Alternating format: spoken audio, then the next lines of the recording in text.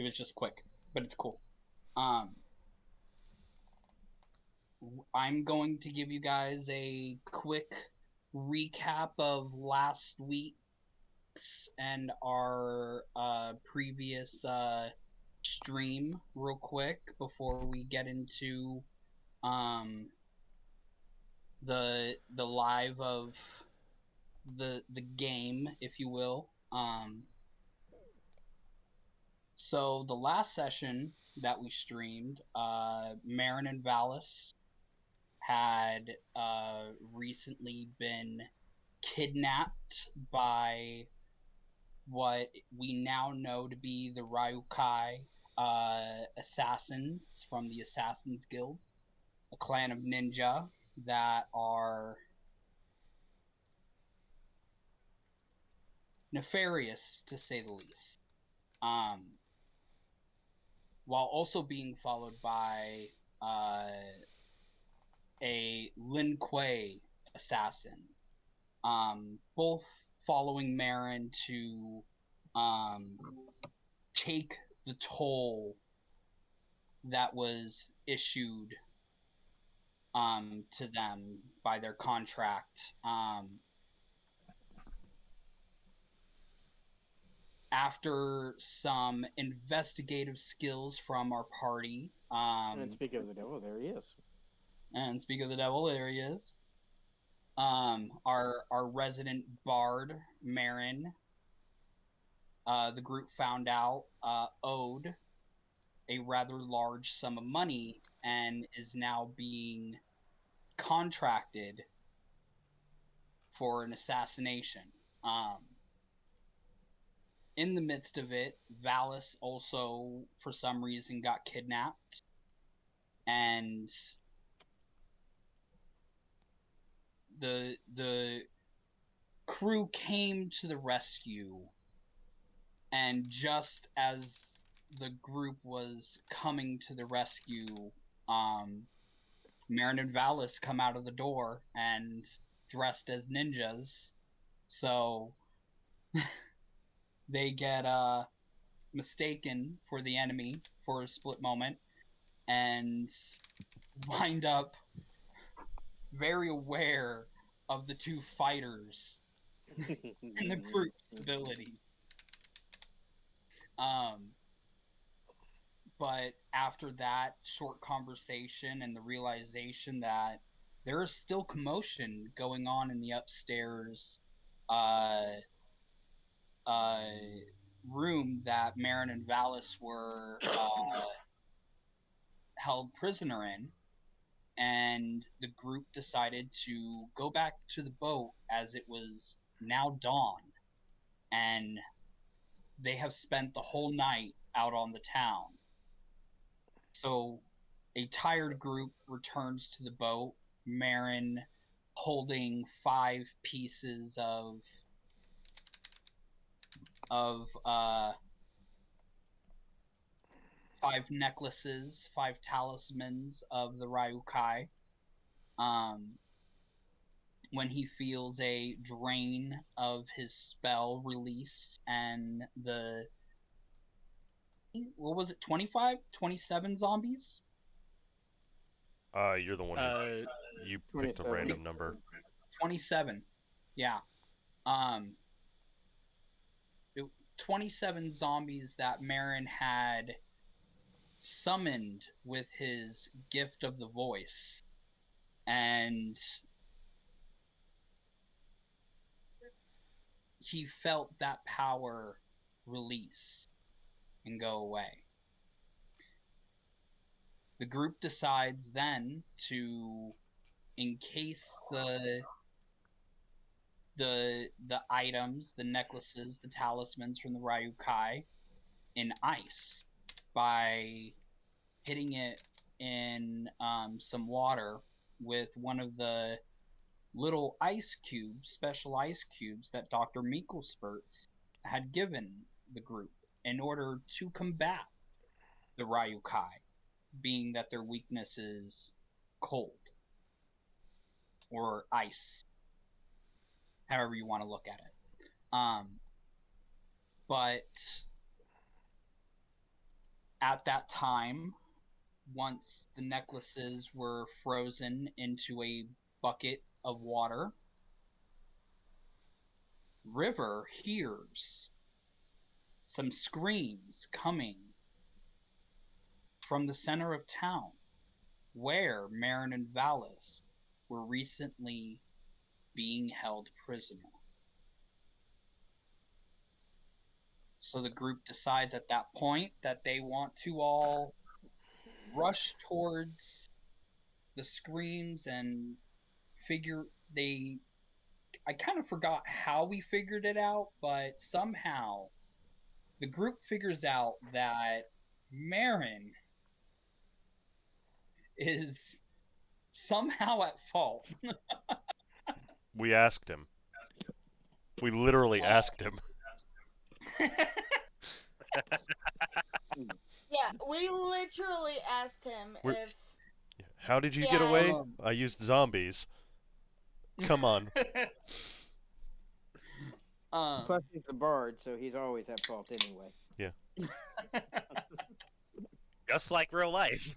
And he got picked up and carried there halfway through. Yep, and that's when the group decided it was absolutely a task that they all had to fix, and especially Marin. No, everyone except me, because I was saying, look, we got an airship. Let's get the hell out of here. Yeah, everyone except Marin decided that it was their duty to fix this problem, and also decided that Marin should also fix this problem. He's the one that caused it. He needs to fix it. So, River at that point decides that she wants to stay on the boat and guard the necklaces. Not going to be an issue later at all. When the group decides to head... Hi! I got my camera to work, guys. When the group decides that everyone wants to head into town, as they're heading into the town and they're seeing people run by them and slowly starting to see bodies on the side, mangled and torn apart, and some with gashes and pieces taken out for them, blood just sprayed everywhere. And as they head into the middle of the city, they see a group of people running away from a pack of zombies. Now, Marin knows that the power that he caused with his voice goes away after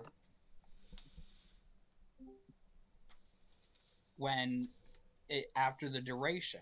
So he knows the zombies didn't linger. He felt the power release. But these are just about the same amount of zombies, if not a little bit more, than what he summoned. Actually, in fact, one more zombie than he summoned, because it was 28 zombies that were a pack of 28 zombies chasing a group of people deeper into the city. Everyone decides that, okay, we gotta kill all the zombies. And a battle starts with the zombies, and that's what we forgot to do, guys. We didn't try diplomacy first. Yeah, could have talked to them. I think someone has on deep speech. No, diplomacy with zombies. Yeah, that'd be a first. Actually, what would be a first is us using diplomacy. I resent that statement. I think we have been very diplomatic thus far. You know, we haven't killed anybody important. We yet. haven't done one thing not diplomatic this session, thank you. This session. Keyword. This session. True. But nonetheless,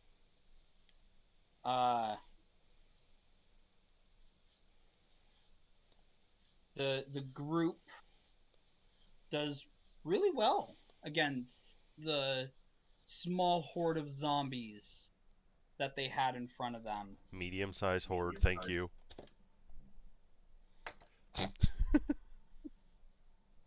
Oh, okay. Hi, Ren. It's Sparky. Ren! Hey.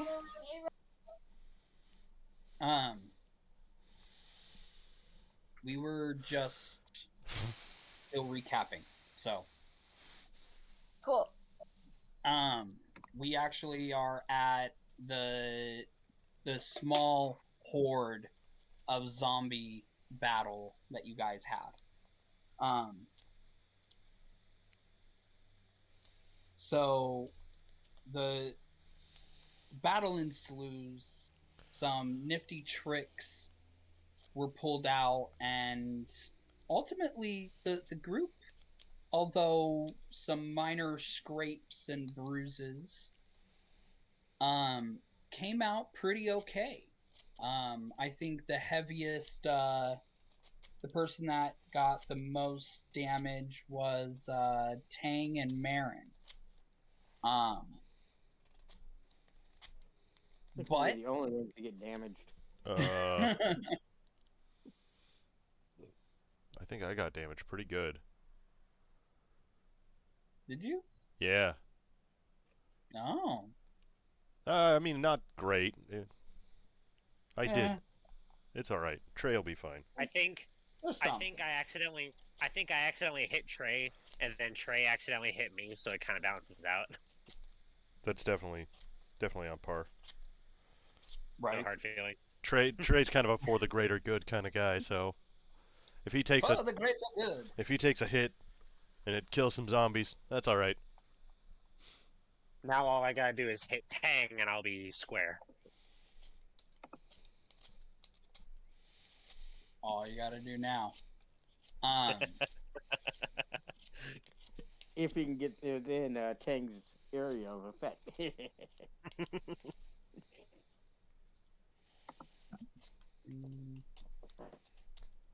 Application.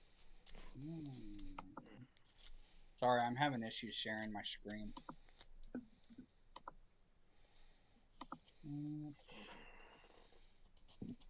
There we go. That's why.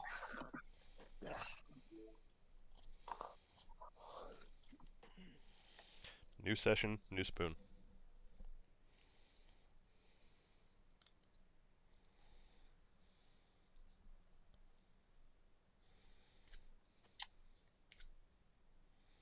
Okay. Whew. I was like frozen there for a second. So while the main part of the group is fighting a horde of zombies, River is at the boat just hanging out with 5 talismans from the Ryukai that start vibrating. Naturally, Captain Hawk kind of starts panicking a little bit, you know. 5 assassin ninjas, definitely not on his guest list for the boat. And River and Captain Kirkard decide to take the ship and park it directly above the governess's estate. The captain's idea. Huh? That was the captain's idea. That wasn't my idea. I mean, Captain suggested it. But Just say it. nonetheless, you guys take off and end up at the governess's estate, and River takes the bucket that is now vibrating and humming with the necklaces into the estate to present it directly to Princess Elena. And when she does, Princess Elena is not very happy with her. Nope. While discussing why she just came in through a private entrance and why she has a bucket with ice in her hands. Trying really in front of the kids. While surrounded by her children and elderly father,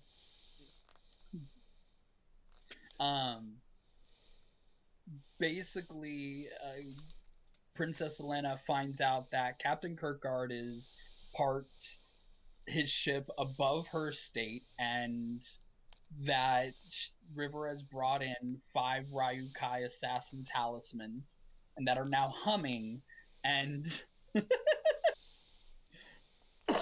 and they decide probably the best idea is to go find the Ling Kuei and present these talismans to them to figure out what to do with them.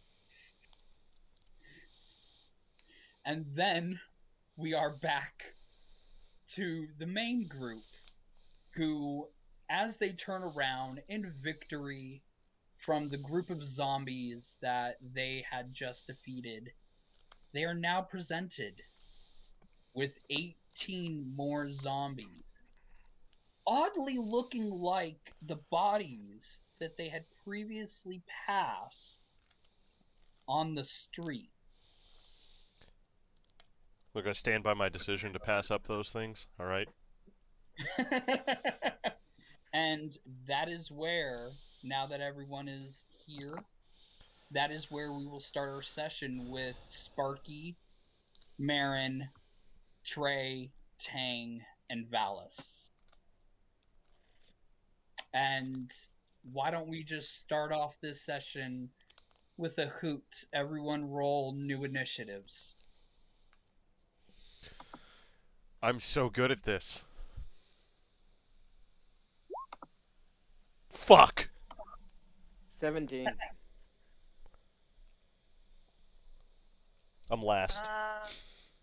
17. Who's got a higher dex mod? Yeah. I have +2. +3. Okay, so you're first. Yeah, okay, great.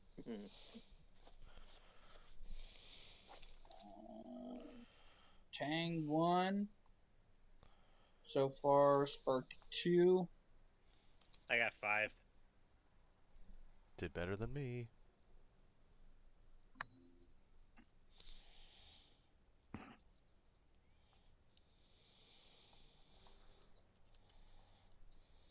Oh, River's not here. It's just me.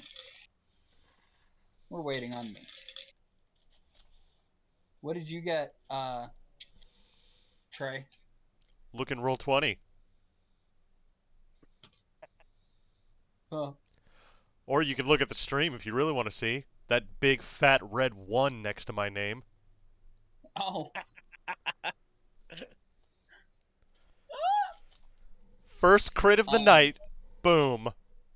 Boom. I'll drink to that. Might be a critical failure, however.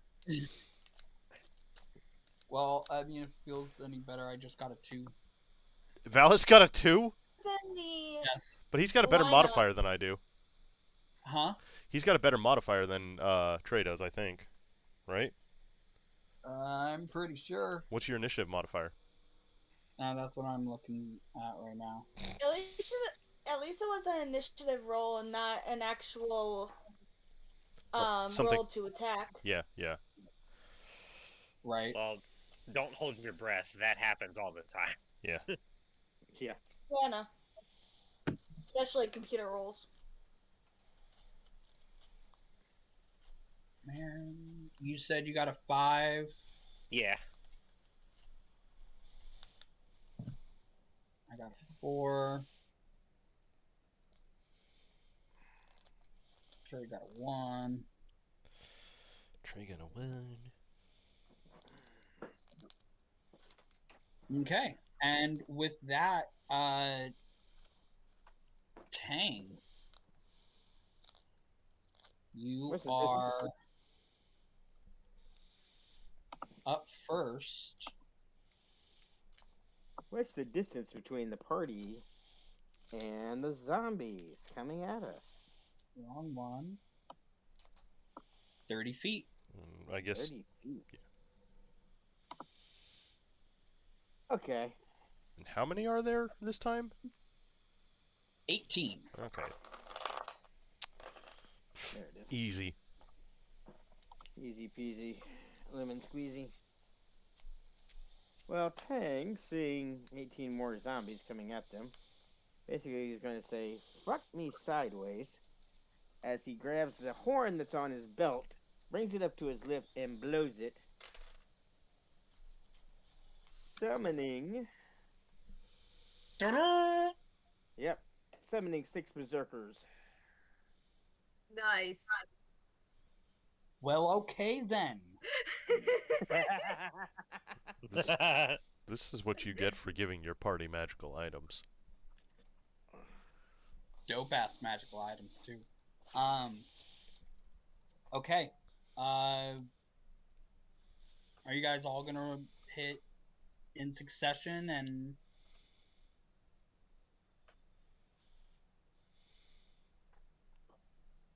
I think I need to pull up a berserker.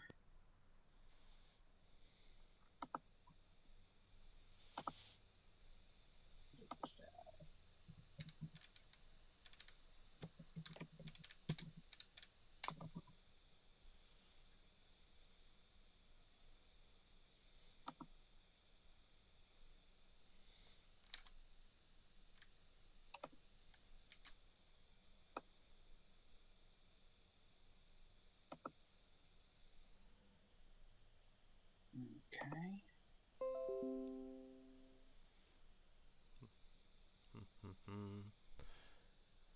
There you go, Shin. They are in the chat. Oh, I already got it. Okay. Well, fine. They're And I just everybody rolled else, their they're in the initiative. chat. And they have an initiative of 3. So they will go after Marin, I believe? Wait. They have I an think issue. that's right. I think that's right. No, me. Wasn't yours 2? Plus whatever your 4. modifier. Oh, so yeah, they would go after you. Got it. After me. Before me. Before you. Yeah. So, did you do that as a bonus action or an action? Action is the only way you can do it on that one. Okay. Do you have anything else you would like to do for your turn? No, I don't think so. I think we're good. Okay. Next would be Sparky.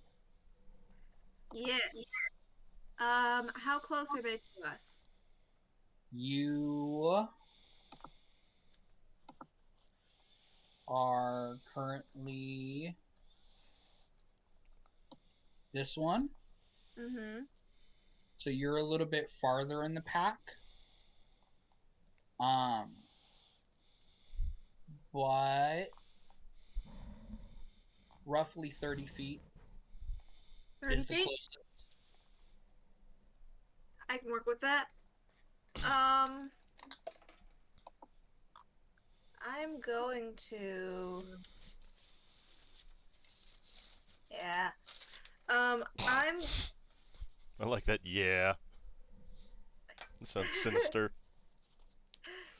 I'm going to move maybe like 10, 15 feet, just so that I avoid the risk of hitting my friends and throw one of my Sparky Surprise at them. Okay. And you throw a Sparky Surprise at the closest one. Yeah. Dun, dun, No dun. one has moved close. Everyone is 30 feet.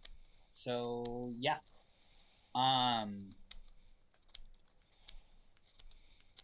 Roll it.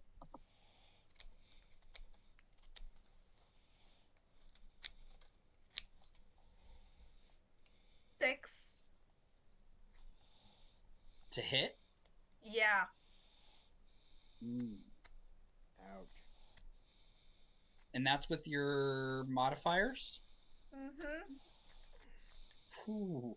Was it a nat 1? No, it was a 4, actually. Okay. You throw your first stud. The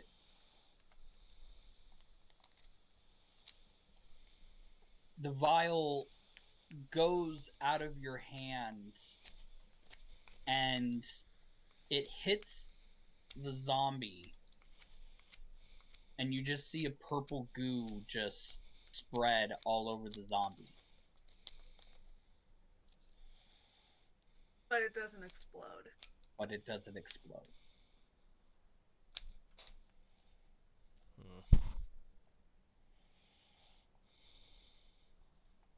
Okay.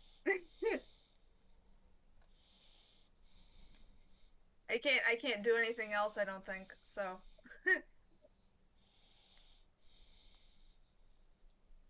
I mean, you still have a bonus action. I mean, yeah. But nothing I can really use at the moment. Okay.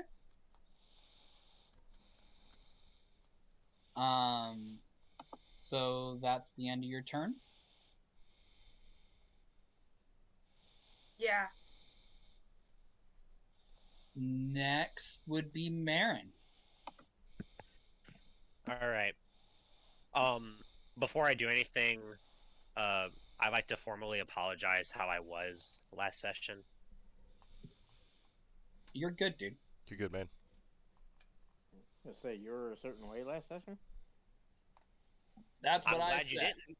I'm glad you didn't notice, because I'll talk more about it later. Anywho, so how close am I to Sparky?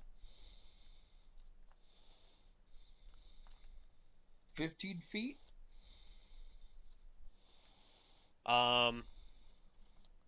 Do I gotta roll for it, or do I notice that what she tried to do failed? You notice what she tried to do failed. Okay, so I run over to Sparky, and I tap her on the shoulder, and I cast Skill Improvement. Okay. And I gotta re-look up what that was. I'm sorry, I'm an idiot.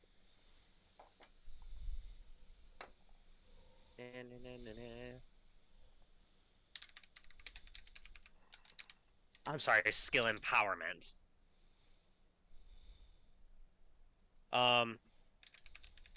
As it's described here, your magic deepens a creature's understanding of its own talent.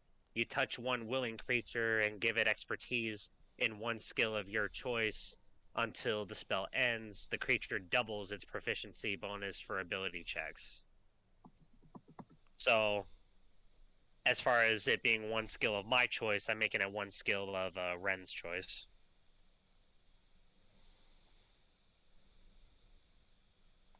Okay. So you are now standing next to Ren, or next to Sparky, and you have given her an ability score increase. right? Yeah. Okay. It's the components are visual and somatic, so basically Marin does his whole hullabaloo and just does that. I hope he really says hullabaloo. or Yes. verbal, sorry. Verbal and somatic. So yeah, Marin no. basically does that for Canon. every spell except for the voice, so It's canon. Hullabaloo is that specific spell. that is in my book, by the way. Whenever Marin does a spell, he hullabaloo. Hullabaloo! You hear a grunt come from Trey's direction.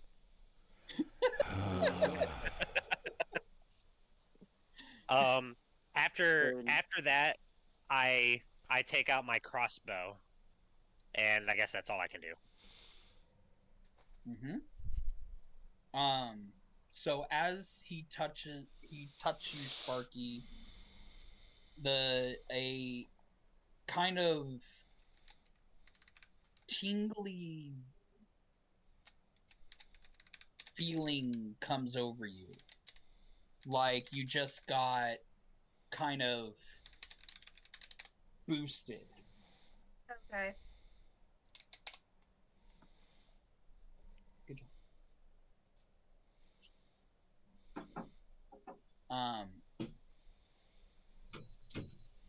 But then after that, hey, it's Valis. Valis as he turns around and sees the zombies, just goes, "Oi, sacre bleu, why?" And he, how many arrows did I got?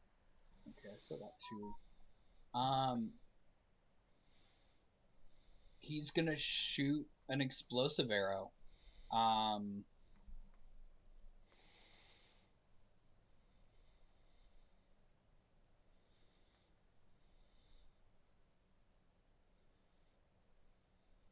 Hold on, I'm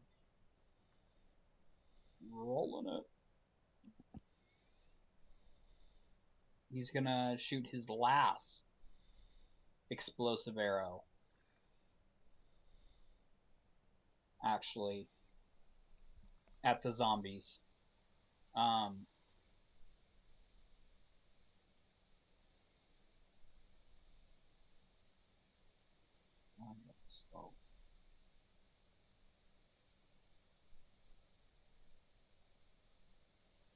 There we go.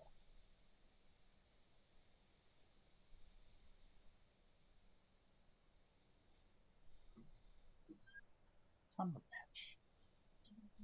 Yes.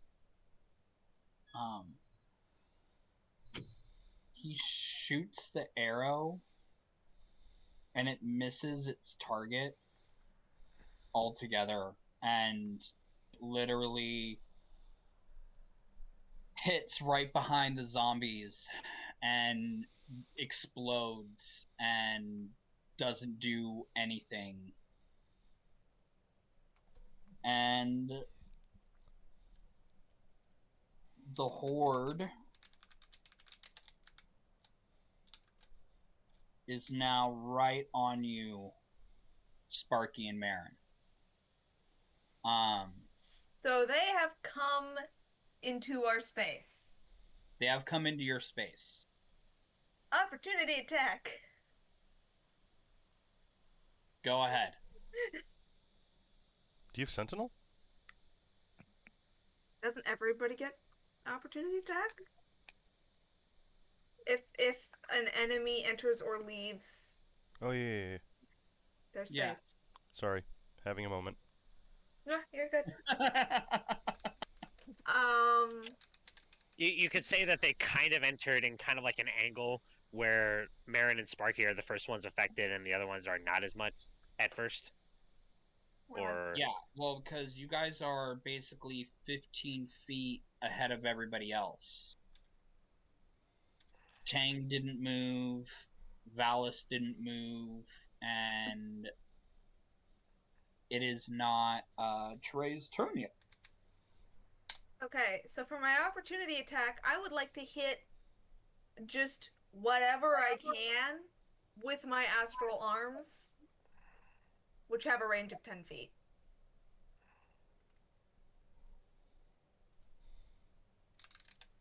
Hmm. Will you allow that? Sure.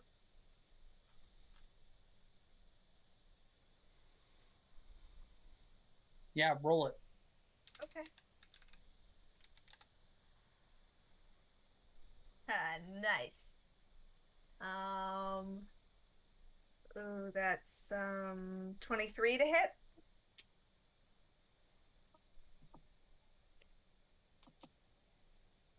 Yes, actually, totally forgot. Yes.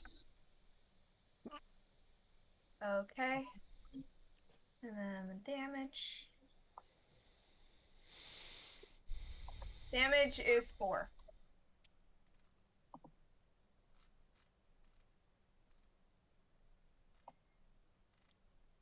And you're doing that to the closest? Yeah. Whatever zombies are closest to me. Okay.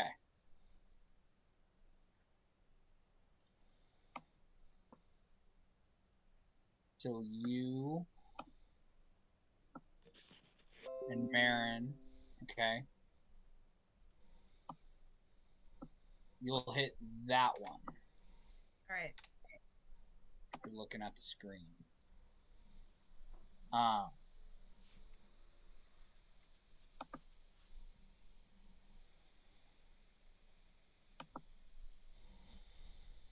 So yeah, you knock a couple of the zombies back.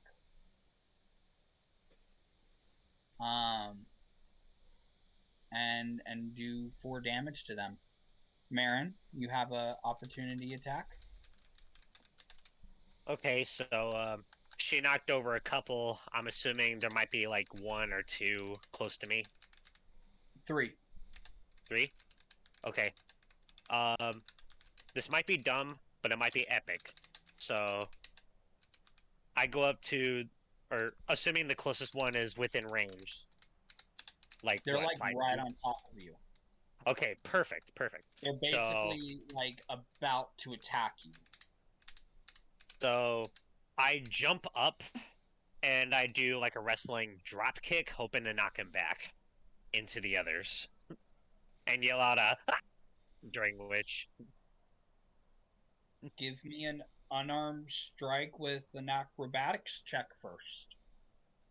So acrobatics and then unarmed strike. Okay. Here goes. Acrobatics is 15 plus 1, so 16. Okay. You do exactly how you say. You flip in the air and plant.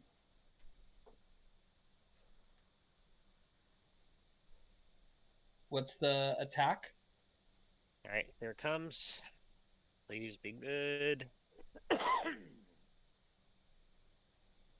14 plus 1, 15. Yeah. So you hit him, boom, straight square into not just you hit the zombie that you were aiming for, and it is sent back into the other zombie.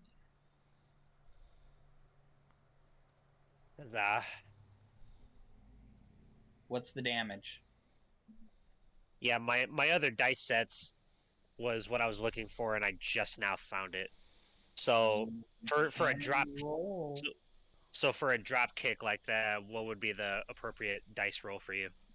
Well, you can actually roll on your Beyond or your D&D Beyond character sheet if you want it, because that'll Okay, do all the math. I didn't log into that. Typically, what I do for kicks like that is a D6, but I believe because you are not a martial artist, might be. It's your strength modifier. I'm looking at it right now. Okay. It should be your strength modifier, I believe.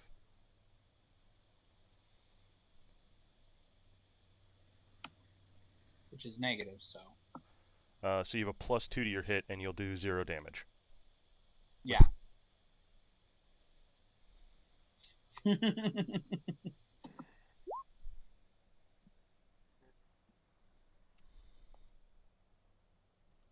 So 0 damage. But you do knock the zombie into the other zombie. If that helps. It helps if even for a moment. It does. I mean, it moves 5 feet.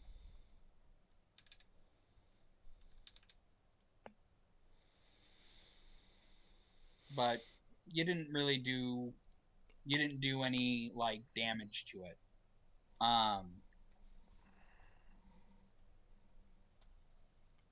See what that is real quick. But with that, the zombies that are in front of you,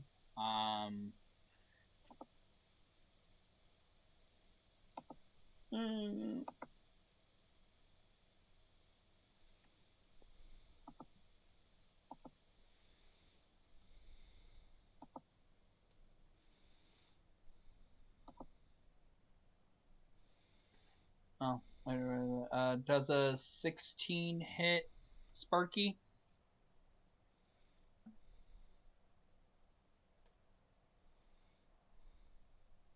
It does hit. Ooh. And does a 9 hit Marin?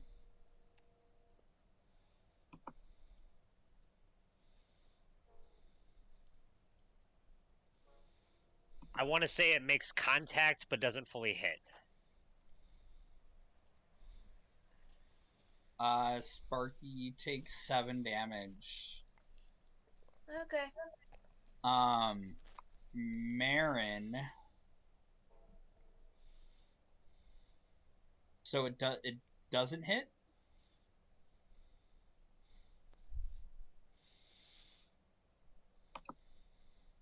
I'm gonna try to get to D&D Beyond.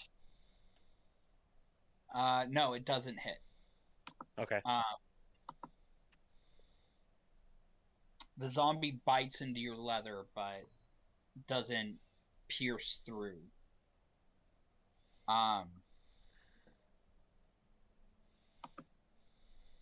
Okay.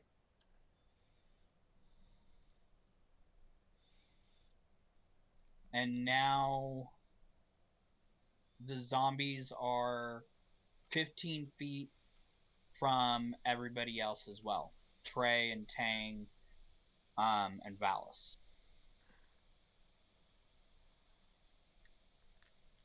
And with that,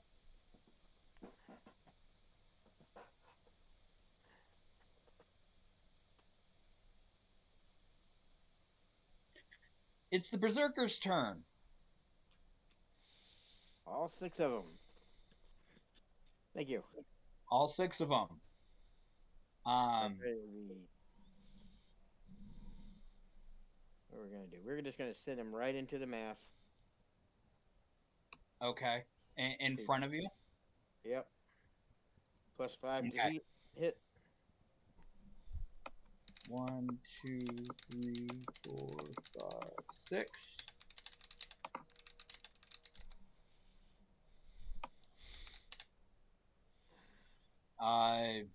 Yeah. All but one hit.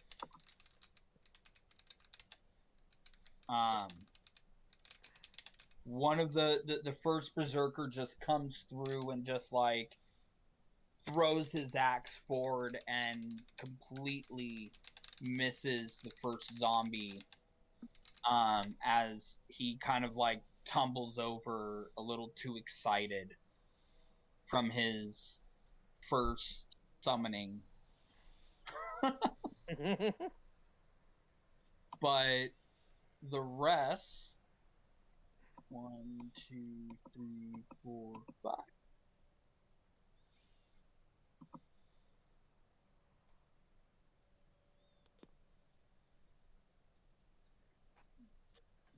Okay.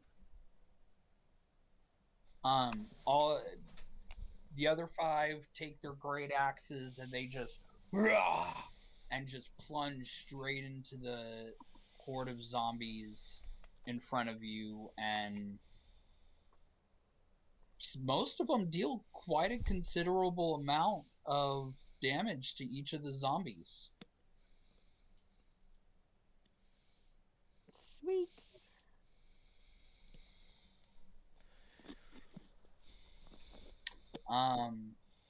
Get 'em, boys. I think they only have one attack. Yes.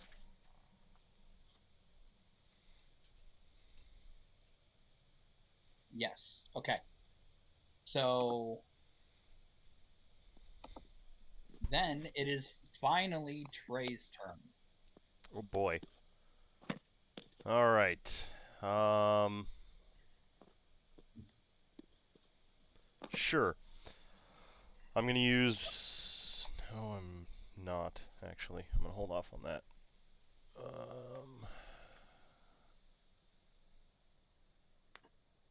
And they're all fairly close now. 15 feet. Okay, cool. Whichever one's closest, I'm gonna throw a hex or throw an Eldritch Blast at it. Okay.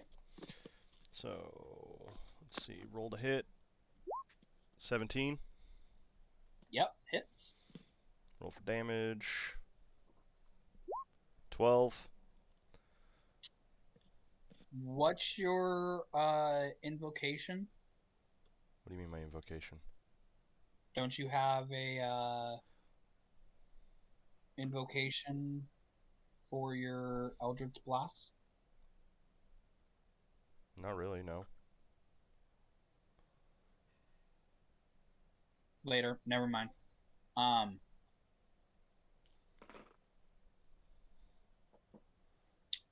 Is it though, Marin? Like my Eldritch invocation? Yeah. It's a Hexblade. Okay. Yeah, never mind. Marin, to answer your question that you sent me, it's not. But we'll talk about that later. Are you sure? Oh, I quadruple checked. Okay. Okay. Like, I have rechecked your character specifically, more times than I care to count. And you have to go in there and, but we'll talk about that later. But, back to Trey. Mm-hmm. Is that the end of your turn? No. Did that zombie die or? What was the damage 12 on it? 12?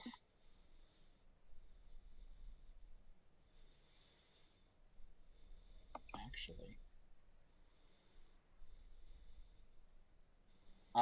Yes, it did die. Sweet. Then I will, using my second Eldritch Blast, attack a different one. You have one, right next to it. Cool. 13. It hits. 5 damage. It hits and is very, very angry. Okay. And that'll do it. Okay. And that brings us back to Tang. Well, Kane's gonna leap into the fight. You said the closest one was 15 feet, if I remember correctly. For you, yes. Yep. We're gonna run the 15 feet. Right before we get to the end of that, jump and do a 720 tornado kick again. Okay.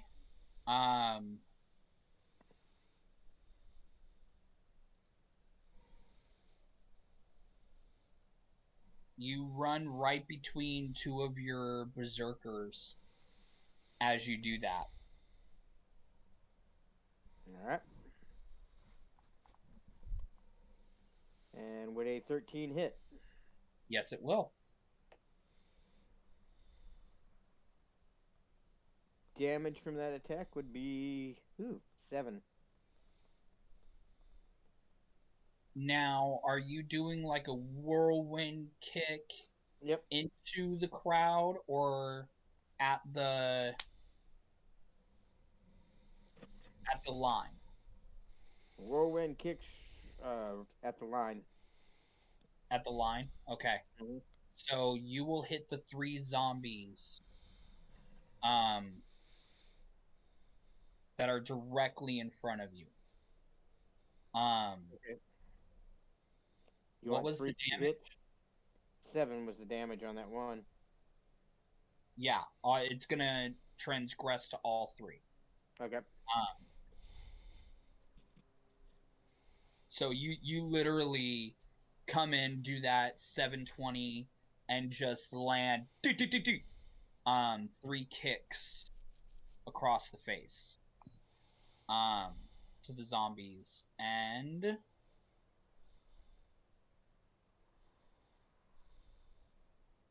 they're not prone, or actually, hold on, you had that. What was the damage again? 7.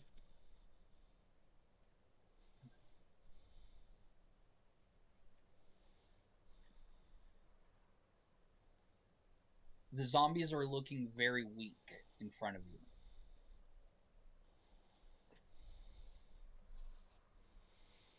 Alright. But is that...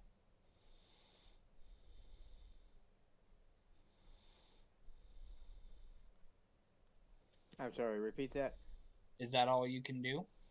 No, there's one other thing I can do, and that's going to be... Oh, shit, where is it?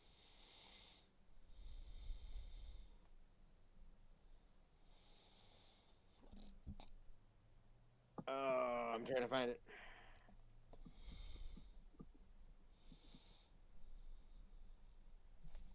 While you're looking for that, right as all of this is happening in that first round, you guys see above you the EAS Pathfinder beating right above the rooftops.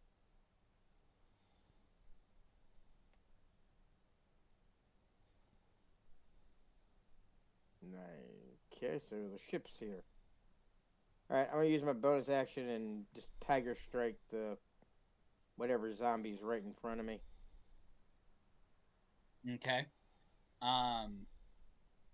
Roll it. The ship doesn't stop, it completely overpasses you. 14. And is flying away. 14 to hit? Yep. It hits. Damage on that's 5. You tiger strike the chest of the zombie and you blow out its entire back. Zombie guts! As, like, you just... and although you know you didn't cause a lot of damage, but you know that this was like the final like strike to this zombie. And now you have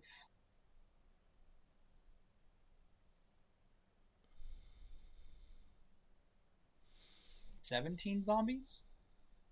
Well, if we start with 18, it'd be 16. Yeah, because I killed It's one. 16. That's right. Trey killed one. And that's all I can do. Okay. Next is Sparky. And on that note, I'll be right back. Okay. I'm going to take my staff and hit whatever zombie is closest to me with it. You have 3 zombies in front of you. Go ahead and roll it.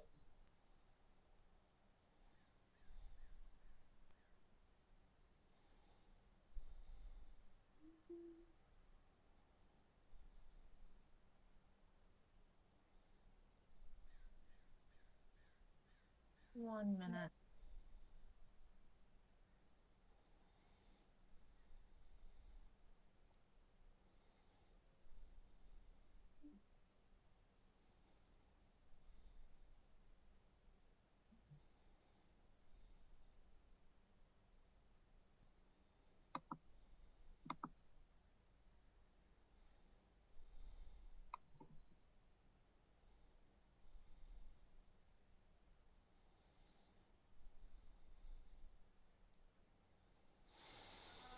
So 11. Does 11 hit? 11 does hit. Alright, cool. So in that case, I am going to also cast Booming Blade.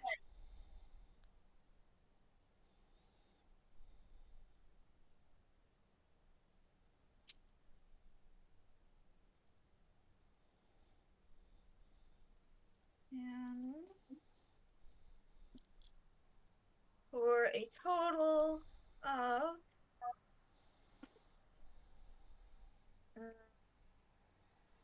18 damage. You completely annihilate again the zombie that is in front of you. You twirl your staff and strike this zombie from beneath its chin, and with your booming blade, literally, you hear boom, and the head just goes flying off the shoulders of this zombie. Both the zombies that are next to him have been pushed back a little bit, like a couple feet, not much. But also, as a result of that, 5 more zombies come out of the woodwork and are now flanking Sparky specifically. You're right. Okay. I'm gonna go ahead and use my bonus action to use my unarmed strike on another zombie, which is gonna be In front of you? yeah, in front of. Like, are these ones that are flanking me right next to me? They are 30 feet from you.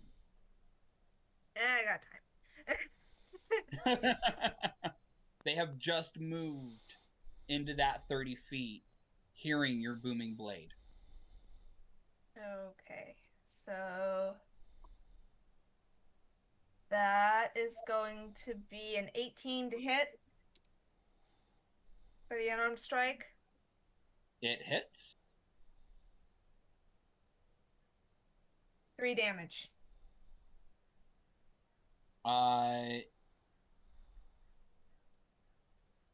You strike the zombie that to your right got pushed off a little bit. You strike that zombie and it goes down. down but not dead. Just to make sure I'm understanding correctly. You can make a perception if you would like.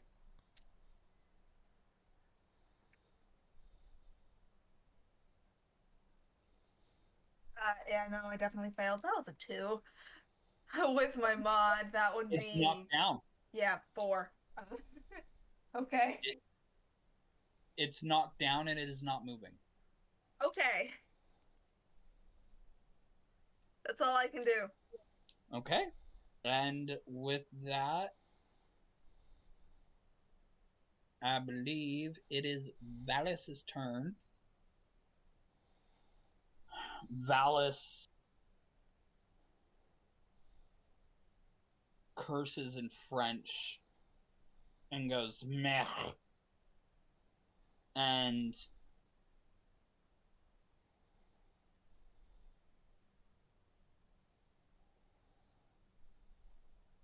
he's gonna sling 2 arrows at, let's see here. At heal.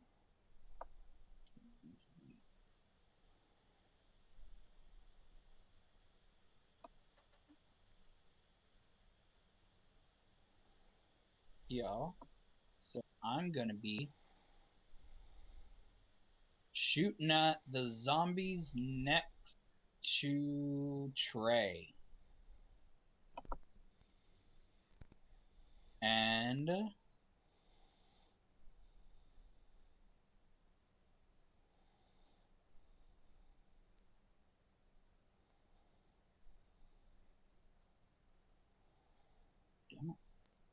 roll already. First one hits.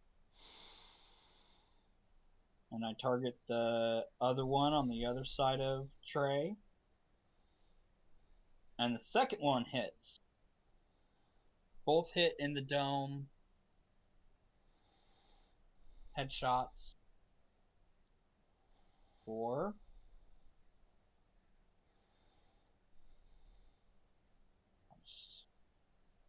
Crit.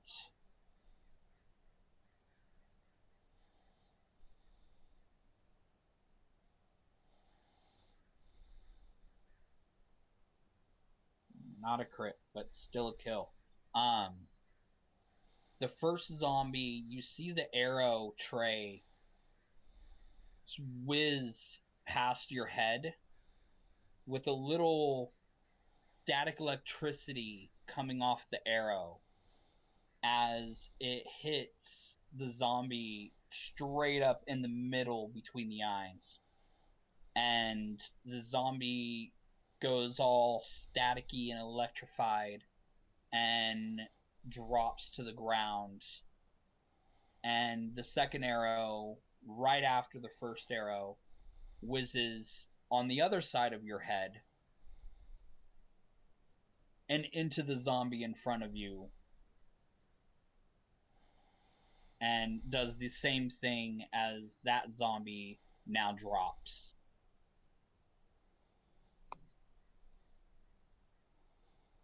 Okay. That was there.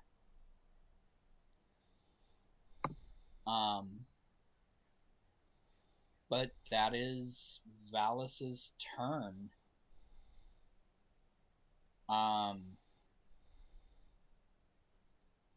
Next.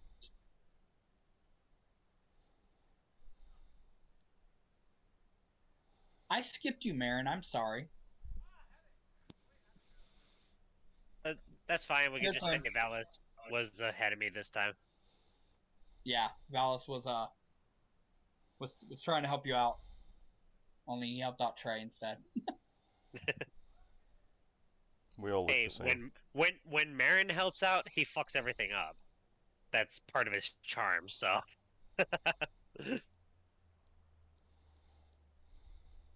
So, it is your turn.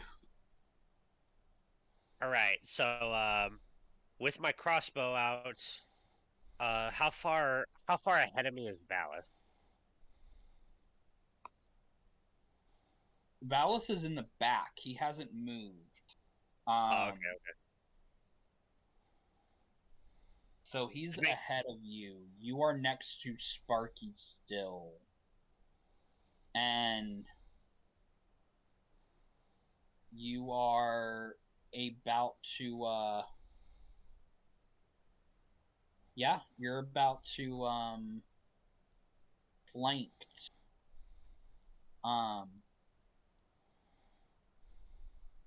by a pack of zombies.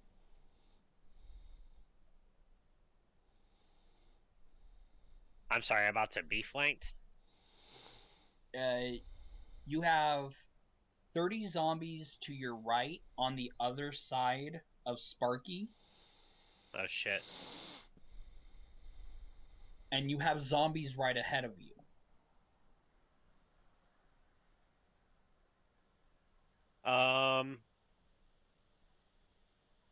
I load an explosive bolt and aim at the zombie horde to the right.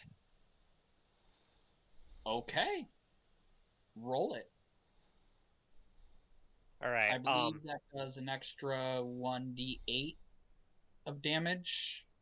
I believe so. And now that I have D&D Beyond working for me for once, the modifiers are actually different, sort of. Uh-huh. Actually, Dex is not different, but the others are. All right, here goes. Boop. Nat 20. You hit a zombie square into the head, and it explodes. Roll the damage.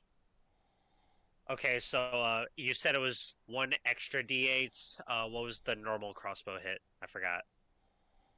It should be on D&D Beyond. Shit. The Sparky surprise, the damage is 2d6. 2d6. Yeah. Okay. Thank you. So it's 1d6 plus the 2. 2d6 force damage. All right. Got 2d6 right here. A 4 and a 3.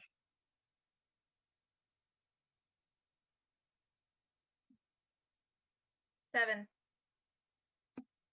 So 7 force damage. What's the regular arrow damage? Or the bolt damage? Yeah, I was asking you that because I forgot what the normal crossbow was. Wait, I see it, I think. It's 1d8 plus your I see it. 1d8 plus my dex mod. yeah. Okay, got it. Here comes the d8. 5 plus 2, so 7. That zombie is exploded. And did it happen to explode any of the others around it? No, but it did separate one of them. Damn. So now there's like 3 and then 1 that's walking towards you and Sparky. But you blew one up.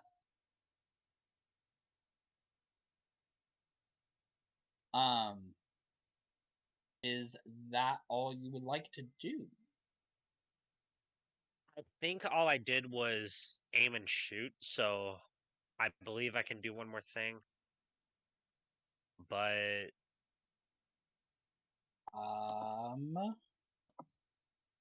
You have 1 attack per action.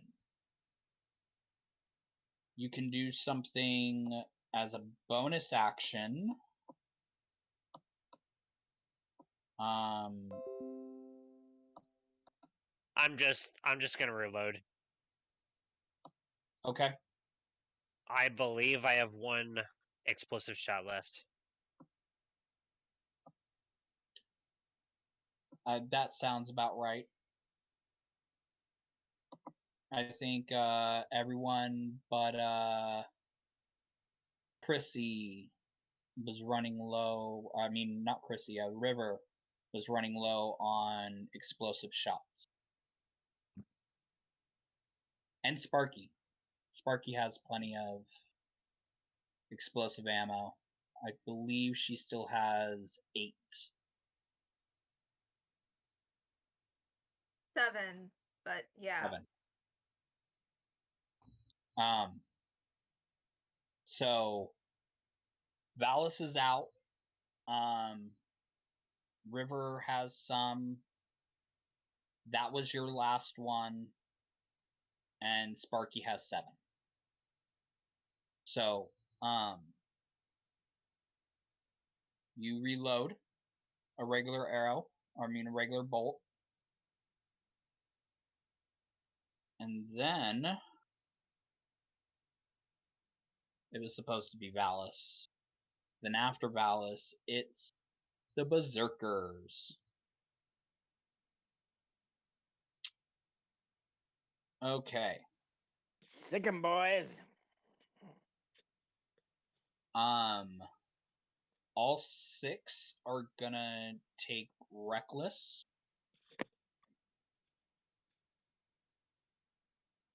On all melee weapon attack rolls during that turn, but attack rolls against it have advantage until the start of its next. Yeah, that doesn't do anything. Okay, so 1, 2, 3, 4, 5, 6.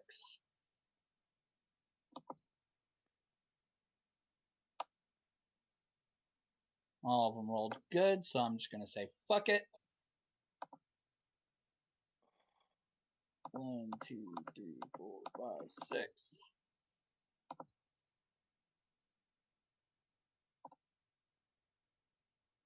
Do, do, do, do, do. 2, 3, 4, 5,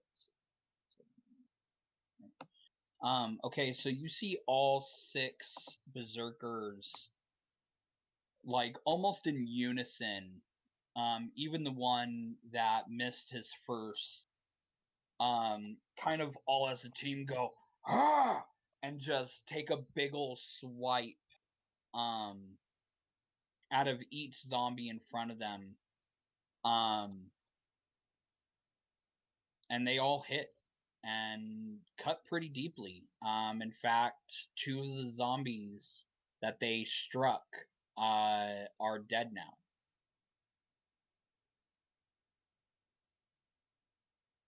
Leaving the group in front of you to 12, I believe.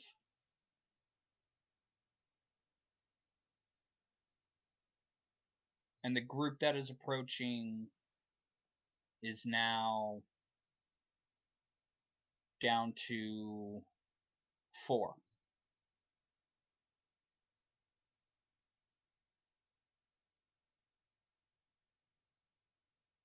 But then after that, it's Trey. All right.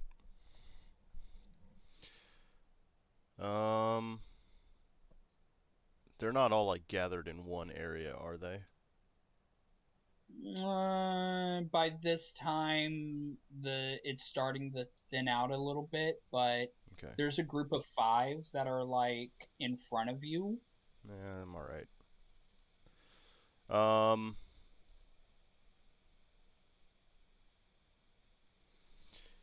Yeah. Let's see.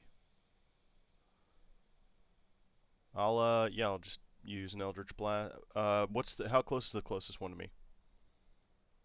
Right in front of you. Right in front of me? Fuck it, I'll back up a little bit. Striking distance. That's fine. Cool, it gets an attack of opportunity. Okay. Oh shit.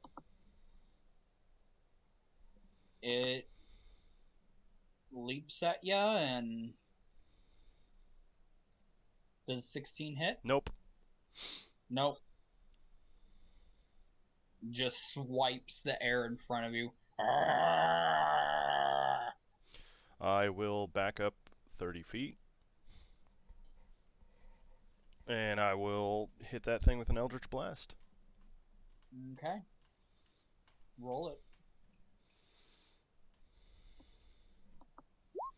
15.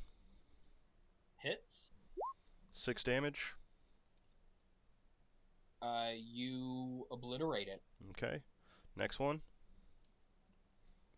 Whatever's in view. If they're within 120 feet, I can hit them. The next... All of them are. Yeah, Next one. I'll hit the next closest one. Okay. 14. Hits. 8. This one, when it hits, it just pushes the zombie back a couple of feet. Okay. And the zombies still coming at you. Alright. That's my turn. And with that, a river. Hi. Sorry to keep you waiting. We are going to switch over to River for a moment. And what is going on with her? Last time we left her, and everything was the hunky-dory. There was sunshine and rainbows and puppies. We're just reaching I wish. You forgot the reaching unicorns. the Pathfinder I always forget the unicorns. above the princess and River were just reaching the ship. Princess When we left practically them. dragged me out of her house onto the ship, and as soon as we got to the deck, the bucket breaks and the ice with the necklaces drop. And You're that's lucky. exactly how we left it. You're lucky she didn't give you the chancla. I mean, you're lucky. That was one of her kids bringing that shit in her house. That slipper would have came straight the fuck off with the accuracy of a sniper. But nonetheless, right as you guys reach the deck and the bucket breaks, a soldier from the hatch that you guys just came out of scrambles up it and goes, Governess, governess, governess! Oh, there's zombies in the square! There's zombies in the square! And the governess turns around and she goes, what are you talking about? There are zombies in the square. And the soldier goes, I don't know. Zombies just appeared in the square. There's a group that's trying to fight them right now. What do you want us to do, governess? And she puts her hand in, like, her face in her hand, and just is rubbing her forehead. And she looks over at Captain Kirkard and also over at to River and goes, what have you brought into my port? I didn't bring anything. Then explain to me what is going on. We have ninjas, we have zombies. What next? Are you going to bring the apocalypse? Oh, that will explain the screaming I heard earlier, which made the group go and check it out. So that is your people in the town square currently murdering the townspeople that are now turning into freaking zombies. Well, cleaned up, and it'll be taken care of. I If just they feel are bad not for who turned else into involved. zombies themselves.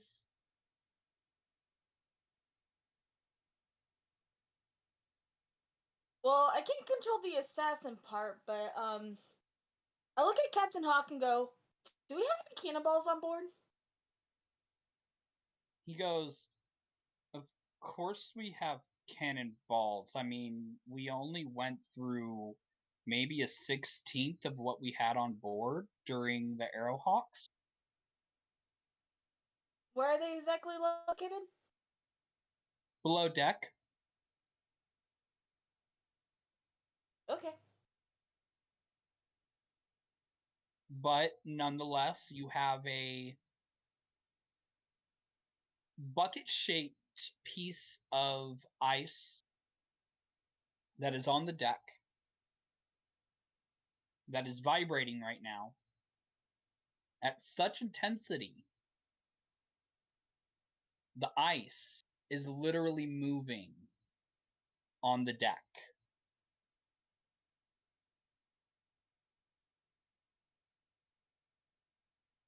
Princess Elena goes to the soldier. Take a unit and go help those people immediately.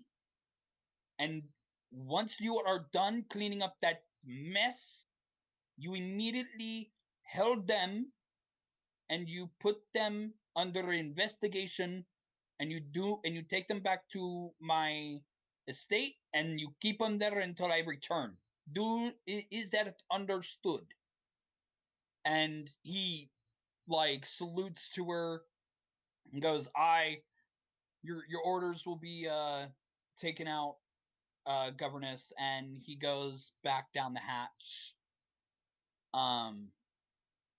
She turns to you, River, and kind of in the same line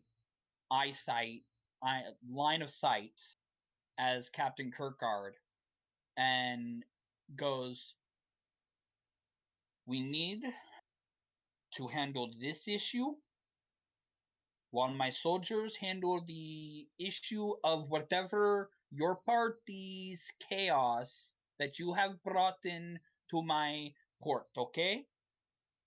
But I have an idea. But first things first, we need to figure out what to do with that. And she goes, I know where the Lingque are are are uh, are held up, are held hideout. Where it is, I know where they are. But is that going to fix the issue at hand? As she like kind of motions to the block of ice that is bouncing like a jumping bean at your feet. So, according to the Blue Ninja, the best way to deal with these guys, if they're alive, you freeze them, which is why the necklaces are frozen right now. Also, this whole mess started because the Bard College sent out a thing for Marin, which was supposed to be dealt with and never got to the Assassin Guild. And she goes, it wasn't the Bard College that put out the contract on Marin. It was the Thieves Guild. Oh. Oh yeah, okay. I forgot that part. Sorry. And she goes, and just because a diplomat tells you the issue has been taken care of does not necessarily mean that the problem is solved. As she like, eh? Well, I could try to destroy the necklaces now. It is a possibility, but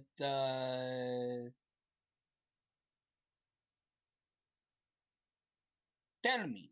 She goes, well, what happens when you destroy them? Do you know? Well, supposedly to the Blue Ninja, I don't remember his name. Said that was the one way to kill him. She goes, it looks like these the Lin Kuei are exactly who we need to speak to. And she goes, Captain Kirkard, please go to the eastern part of the city. And she starts walking up to the helm and basically points him in this direction as you guys take off from the top of the estate and are now flying over the city just above the rooftops at very high speed. And at one of the larger buildings in the group of buildings over here, where the green circle is, but there's nowhere for Captain Kirkard to land, so he must hover there while he lets down a rope ladder.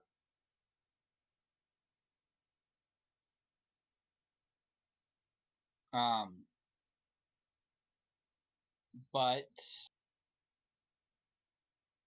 the governess turns to you and goes, this is where the Lin Kuei are supposed to be hiding out, their hideout, their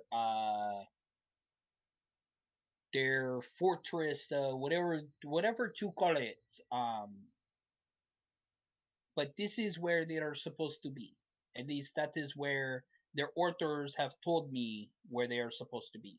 And they are not supposed to be in my city without letting me know first.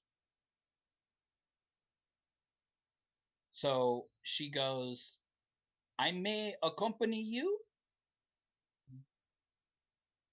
but this is your show. You brought these into my home. I have now given you the answer. She goes, come on.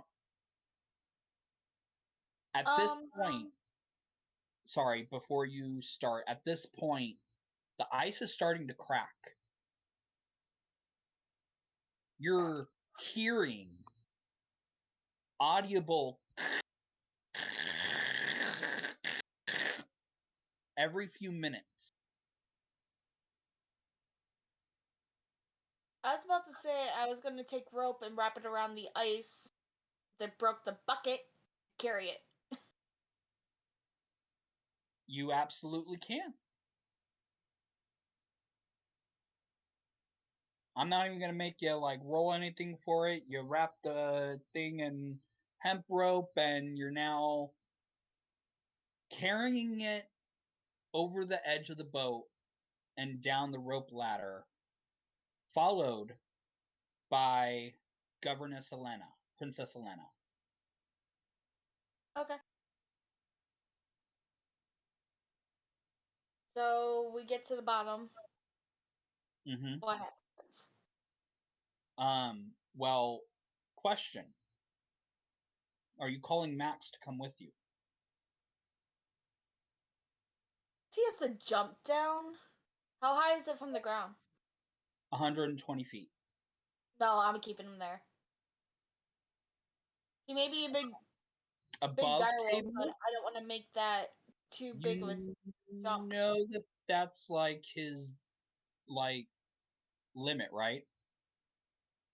Because he's a big No, dog. I don't. Hold on.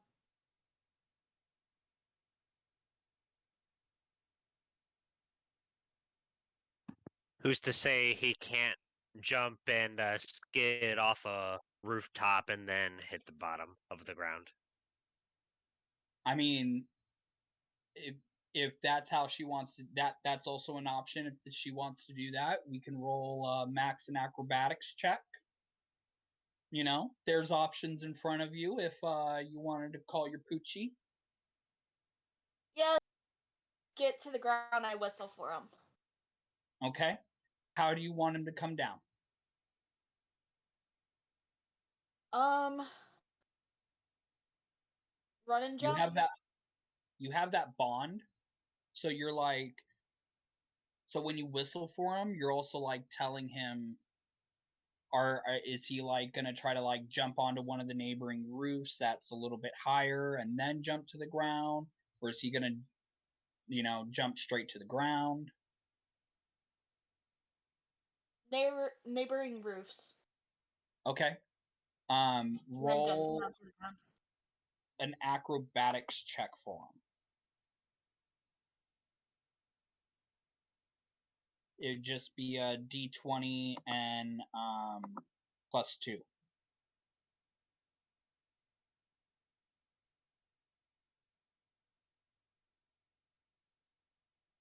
+15 +2, so 17. Okay. He jumps onto the roof, and then he jumps back onto the ground, and he is now next to you, just happy as a clam. I'll be happy off the ship. Yes. He's like, I get to come play too?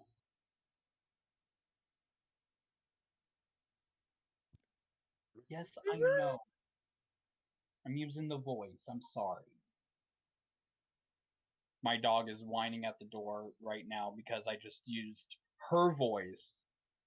She's like, Daddy, who are you talking to?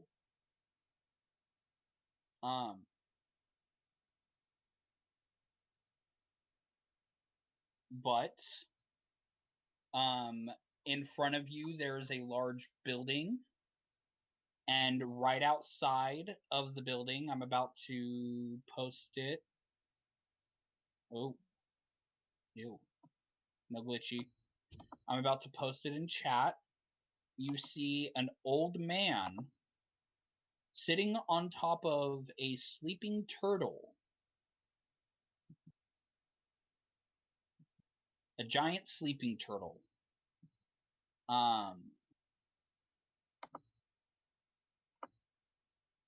But the old man is posting it right now in chat. But the old man has a gourd in one hand,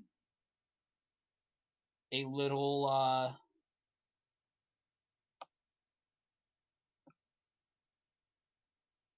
drinking saucer, and there's a little hibachi grill that some fish are frying on, sitting right next to him and the turtle. And he has a stick that is laying across his lap. But River, as you approach,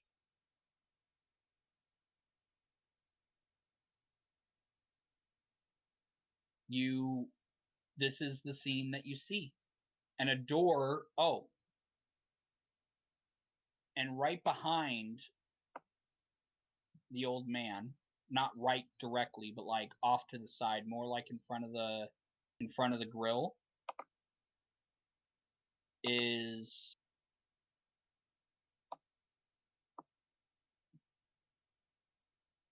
that symbol on a door, on the door behind it. You get what I mean? Words tonight.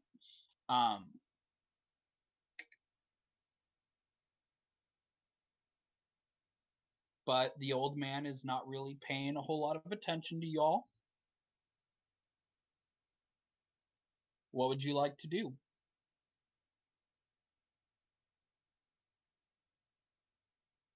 Right up to the door. Okay.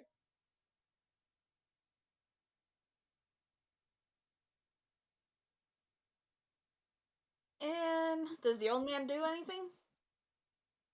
Pours himself a drink. You I have open the door and walk in. the door's locked. Is it? Yes. But you sense when you turn the knob that the door is not locked by a mechanical means. Is locked by magic. Mm-hmm. And the old man takes a sip. That's not gonna work, little lady.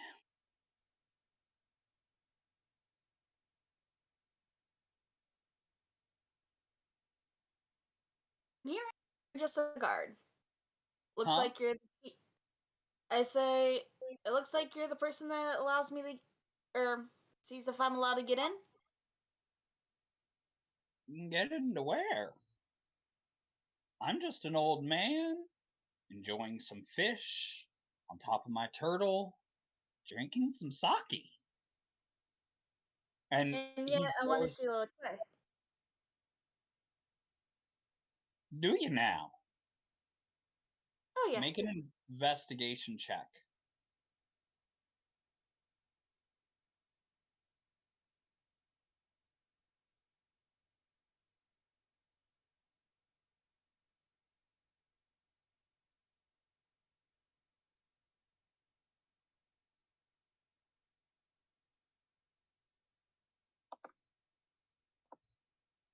$17.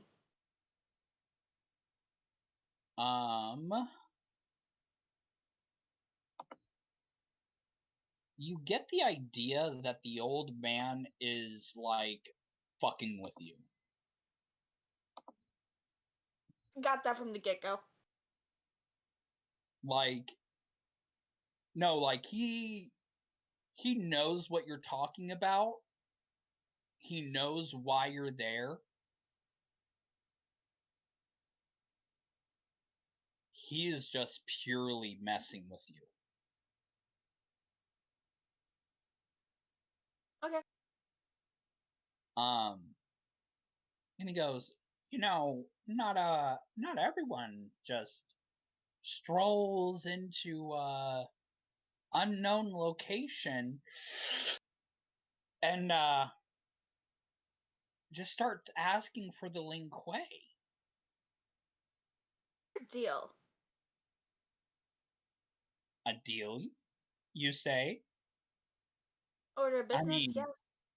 I'm just an old man, but I mean, I'll listen.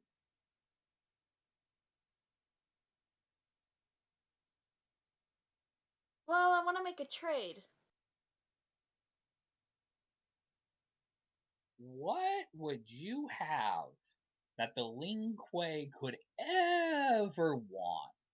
Just saying. I mean, again, I'm just an old man. I'm speculating, but as he's this time, instead of looking down at his cup, he is straight up eyeballing you. He's like, Have 5 items that the Lequay might want.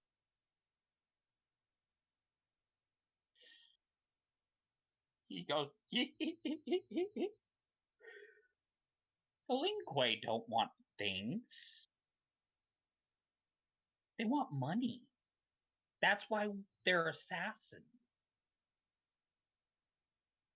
Even if they were from the other assassin guild? He pours himself another drink, and this time he offers it to you. I don't drink this early. No, thank you. He goes, huh? You see, as he turns it back, the cup starts to frost. As he takes another sip. And he goes, I mean, they're part of the same guild as we are. If you even know what you have.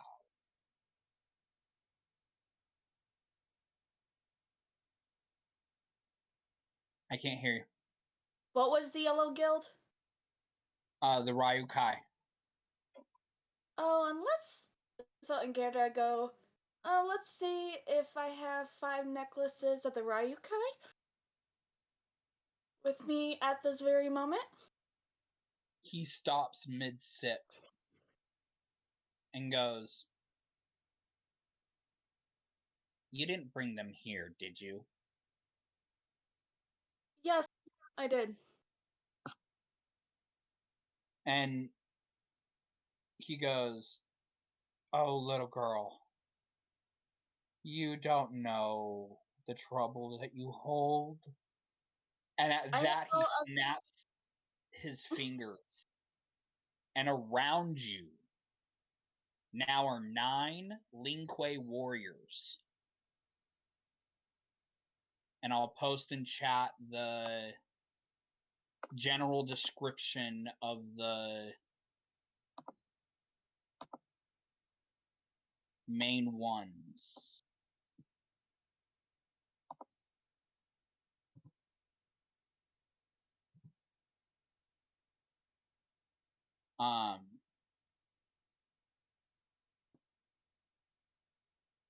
Shit. But all 9 of them are now surrounding you.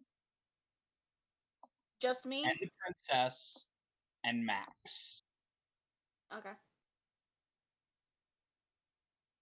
And the old man stands up and comes off the back of the turtle. And as he stands up, you start to get a real good idea about his physique and the size of his body. When you first came upon him, he looked like a feeble old man. But as he stands, it's almost like the muscles in his upper body just go doosh, doosh, doosh, doosh.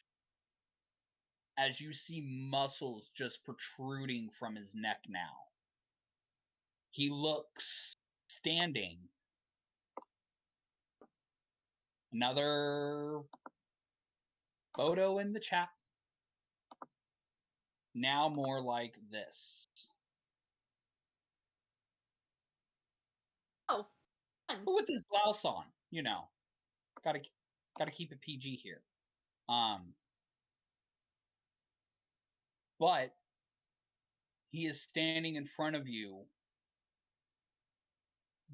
going, "You've already started a war."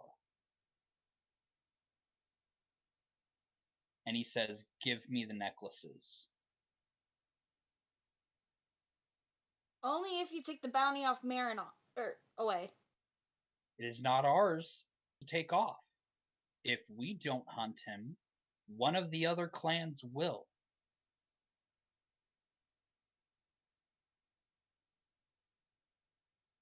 You need to talk to the emperor, the archdruid, one of the council members of Juilliard. Fine. And I toss him the chunk of ice at him. As you toss the chunk of ice at him, it slips through his fingers, and the ice breaks as it hits the ground, dropping all 5 amulets. And 5 Ryukai warriors in a pillar of flame are now standing in the midst of everyone, because everyone's so tight in this nice little nook and cranny.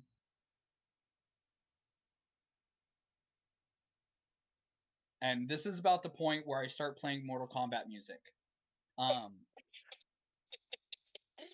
If I would have set up the audio today. So not only do I have to deal with 9 ninjas, I got 5 more on top of that. You really want my character dead.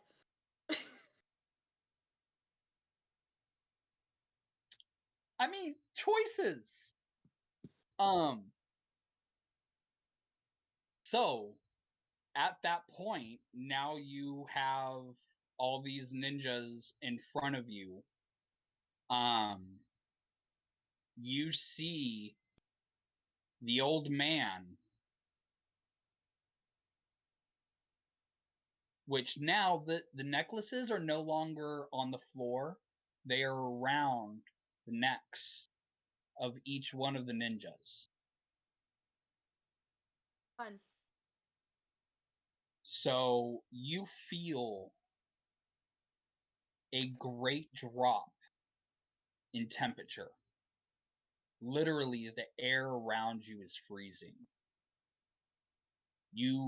It went from a brisk morning, warm morning on the coast of the port of Kirkard to you can see your breath coming. You can see the heat coming off of each body except for the Lin Kuei warriors, which no heat is coming off of.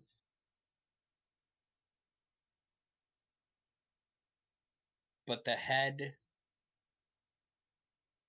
the old man turns, and with a commanding presence that you only just started to feel, puts his hand up to the Ryukai assassins and goes, "Before this turns into a war, be careful of your next actions. The actions of this," and he looks over your shoulder, "child, do not reflect the Lin Kuei. We did not bring you here." And you see the Ryukai's eyes that's in front of him, which you recognize, River, as the guy who took Marin. His eyes ignite in flame. And he goes, "We must abide by the tenants." And the old man turns to him and goes, "Yes, we need to abide by the tenants."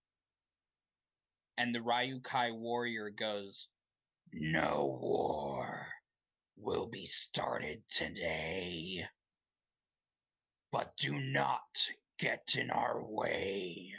As all 5 Ryukai warriors disappear in a pillar of flame. And they're gone.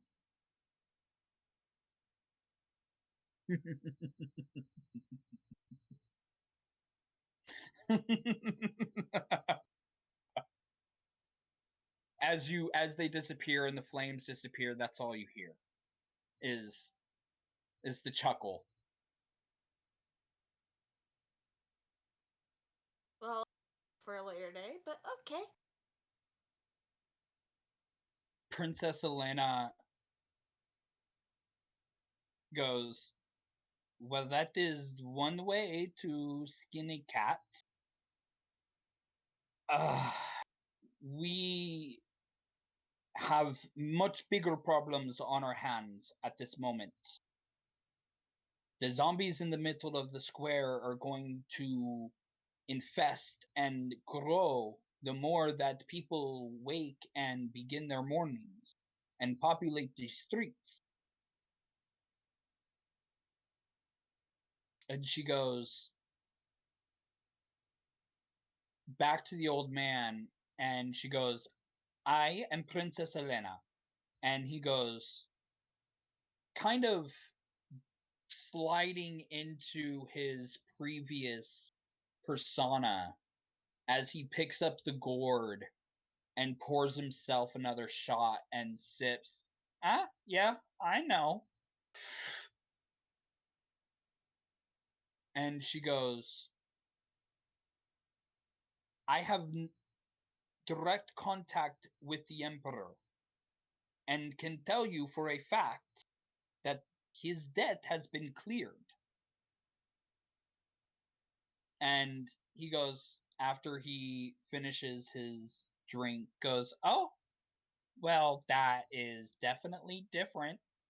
Um, your emperor needs to contact the guild and officiate an official pardon, if that is what he was willing to do, or someone from Juilliard needs to do that. Whatever way you do, but until that happens and I get that notice, and he pours himself another drink and takes a sip, and he goes, but if your emperor wants to pardon him, it's very simple. He just needs to contact the guild, which he can even contact me directly. And he goes, I am the current leader of the Linkway. Sorry, pulling up his name. I am Aroshi Habaki. And he bows, and as he comes up, he's taking a sip of another shot.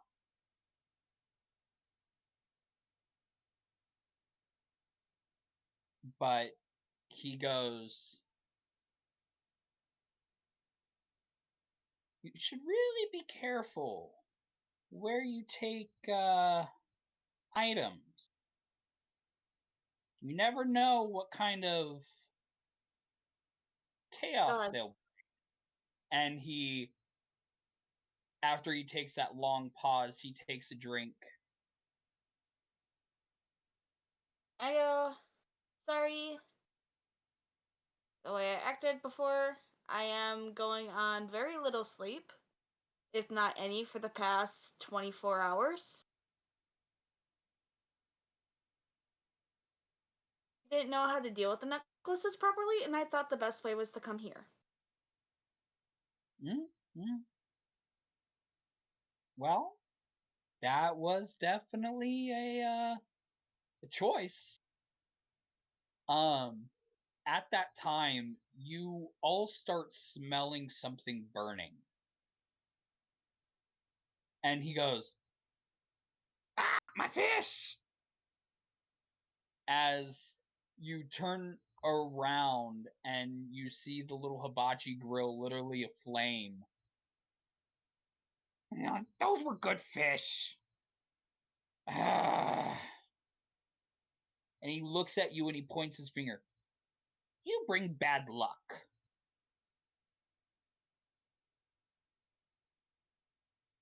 Meet again. I'll bring you better fish.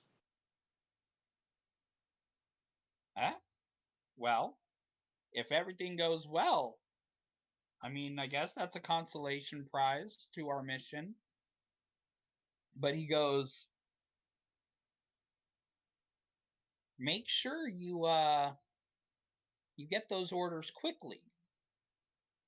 The Ling Kuei are patient.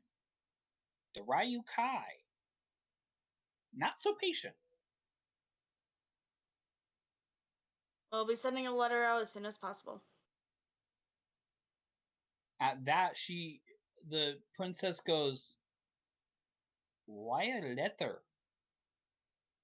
Does no one have sending?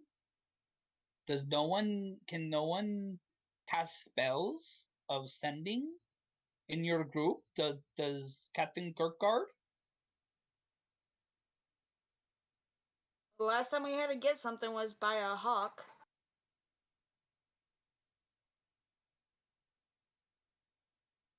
She goes, oh, receiving is a different different question. What did the hawk bring? And she just goes, no, I don't need to know. Never mind. I will get onto the sending. You do not worry. I will figure it out. We have sorcerers and mages at the estates. We need to get to the center of the city. Are the 9 ninjas still around us, or did they disappear? No, they're around you. Like they're just like, yo. And you see a familiar face of Hanzo Habaki that is standing on the left side of his grandfather Orochi. But yeah, they are like still standing around because it's just like we are out of our little crevices. Like a ninja does not reveal his presence until absolutely necessary. And now that their presences are revealed, there is like no, they are the guard of that corridor. They have literally been there since you walked in. I look at the leader and be like,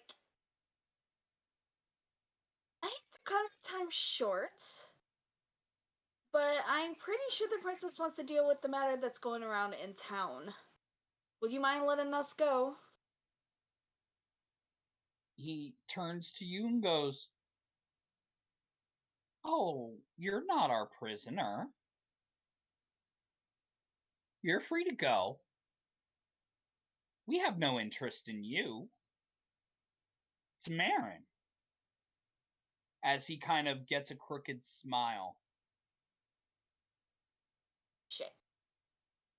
And right as you leave, you notice, ever so slightly, that he's licking his lips and saying underneath his breath, 1,000,000 gold.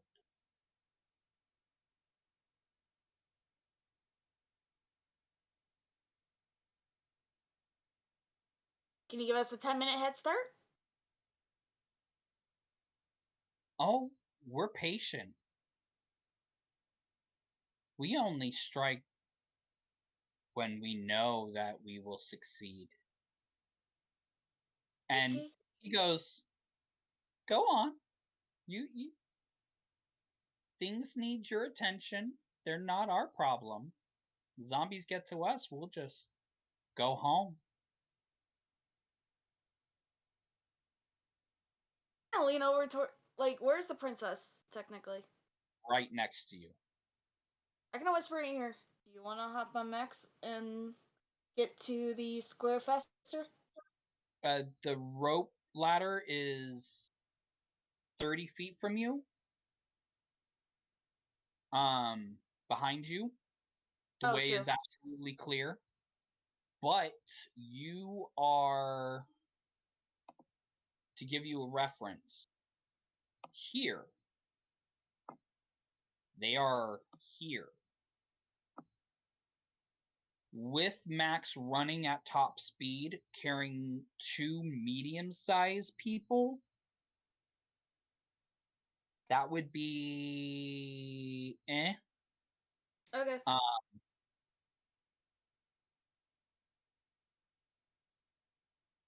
But taking the ship would mean when you get to the group, it would be kind of sketchy to get into, to get to them. So it's really up to you.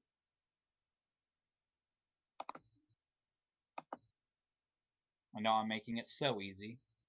No, I know. Okay, then I look at the princess and go like, I know how much you hate your cousin's ship, but you want to head back up there and have him go back to the port while I go check on the group So you and deal with any lingering zombies? You want to run to where the group is, right? And While kill anyone I can on the way there. While Princess Elena and Captain Kirkard return to the estate. Yeah. Okay. Thank you. So Captain Elena turns to you and goes, "Please do not destroy my city." It's never my plan. However, it wasn't my cousin's either, but he destroyed an entire sector when he landed his stupid ship drunk one night. So we never intend to destroy the city, but I'm telling you, do not destroy my city. however, I don't know my traveling companions that well, so I can't guarantee they won't. But I can try my best to make sure they don't. I feel like I'm being personally attacked. I mean, it's a 50-50 between you and Sparky, I think. 50 between you and Tang. What? They're saying we're gonna blow up the city. Blow it up? We would If never anyone's blow up a blowing city. anything up, it's me. Yeah, exactly. We're all supposed to I haven't blow it up. I haven't used a Nothing I now. haven't used a single explosive, thank you. And Yeah, you both are the ones that suggested to freeze half of the city. Look, you threatened No, to throw a I- javelin at one gnome. All of a sudden, you're the bad guy. and I threatened to freeze the entire city, not half the city. Let's get it right. Yeah, look, early winter. That's all it is.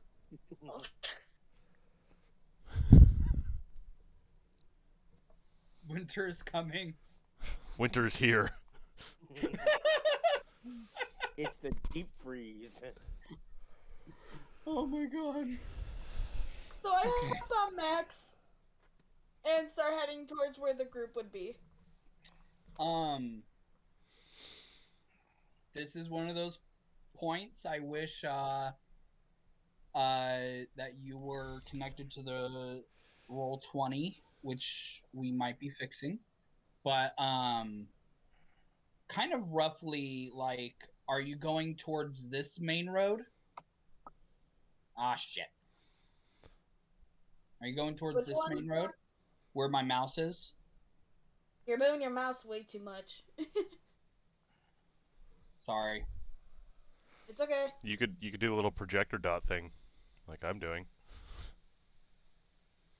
No, it's just like the stream has a little bit of delay, so when he says this street, there's a delay of where he points. Like, are you going towards this road right here? Oh, Or are you over going to go straight out here? or straight out where? Or straight out there. Here or here, I think are the two that he's pointing at, depending on what stream you're looking at. Oh, because I moved all the players To right here. I'm so confused. You moved all the players to the center. I wasn't on that map.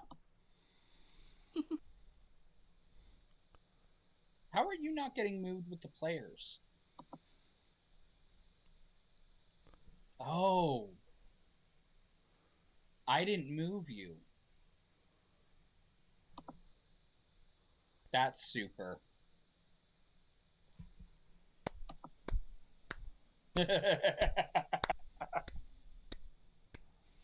I swear, guys, we're gonna get this all figured out so we're all on the same page together. No, we're not. Why? It's more interesting this way. This makes it more exciting.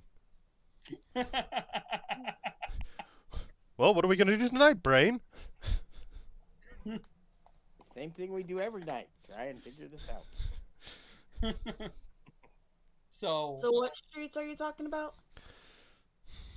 You're here. Okay. Are you gonna head towards this street or this street? I mean, you can go diagonal, like, towards here, if that's what you wanted to do. I'm gonna do the first option. Meow? Yeah. Okay. So that's where I gotta come back over to here and go there and go there. And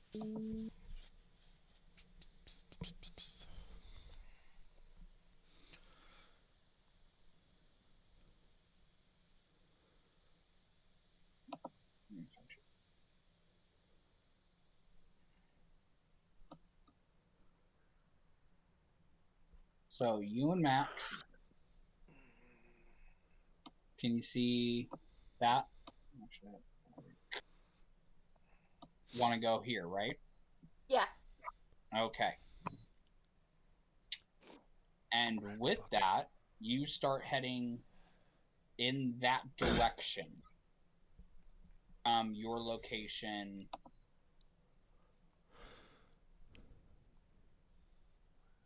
just over here. Like, you're off screen a little bit officially right now, but you're moving here.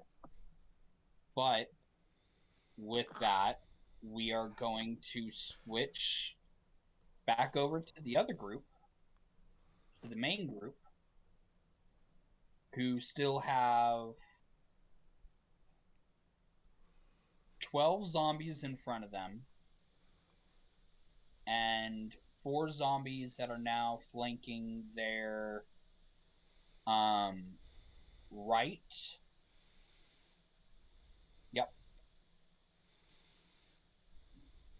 And initiative is still in effect if that is what we are all doing. And I believe it was Tang's turn. Alright, so I guess I'm at the main line of zombies with my lovely barbarians. Yep. Alright, so what? I've got at least, 3 right in front of me? Yes. Okay. In that case, what we're going to do is, let's see here. Just gonna spearhand strike the zombie right in front of my ass. The one that you had previously struck? Yeah. Okay. And does a 12 hit? A 12 does hit. And for 7 points of damage. 7 points of damage. You strike it, and your hand, like, goes through into its stomach. And as you pull it back, its guts just and just tumble out as it's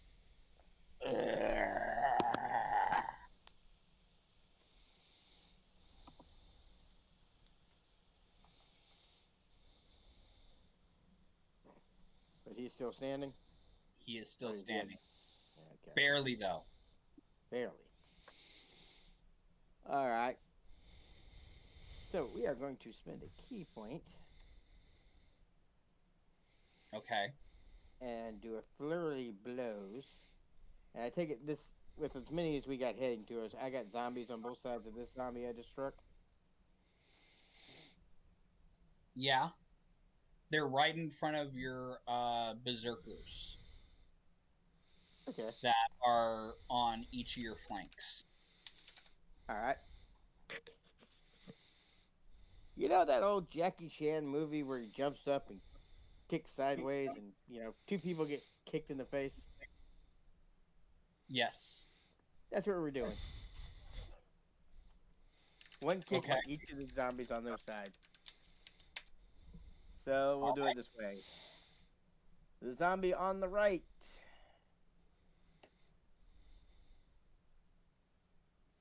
There's a 14 hit. A 14 does hit. Damage to him would be 9 points.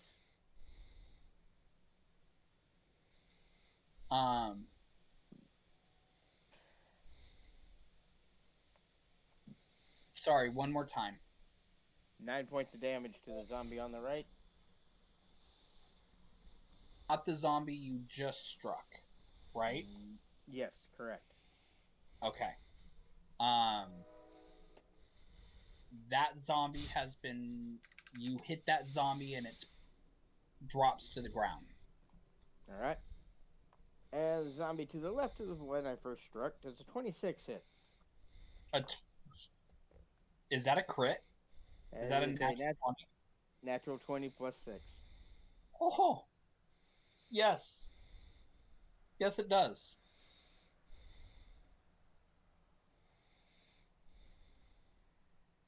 And would a 19 damage be possible on him? Or did he just disintegrate in front of me?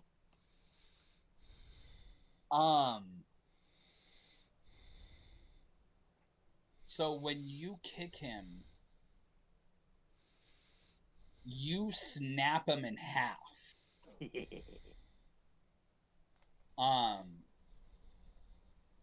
Completely just severing it with your foot.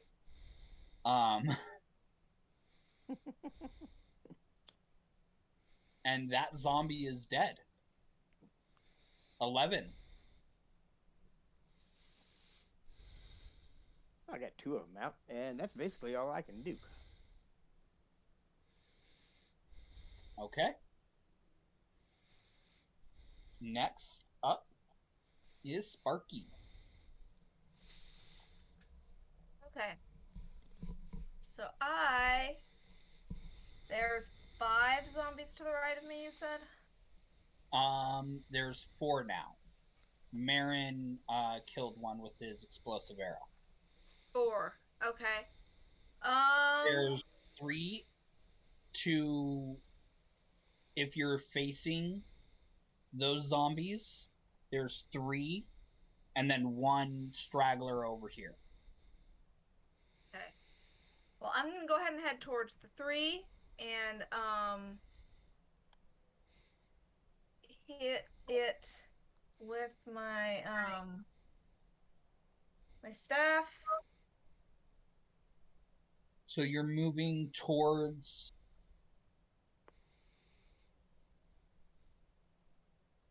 the other group that is still 30 feet from you? Oh, they're still 30 feet from me? Yeah, like, they didn't move during the time. Okay, how close is the 1 then? I mean, I would say it's like 28 feet, to be exact, that they are from you. Okay.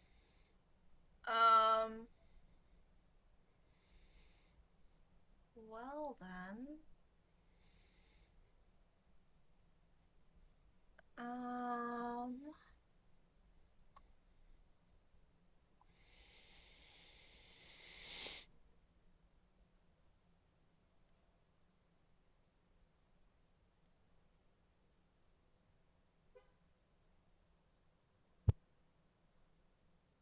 Sorry.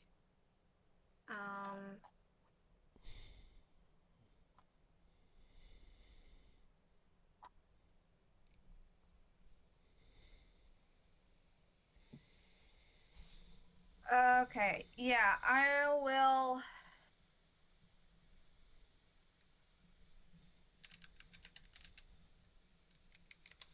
Yeah, I'm just gonna go ahead and head for the ones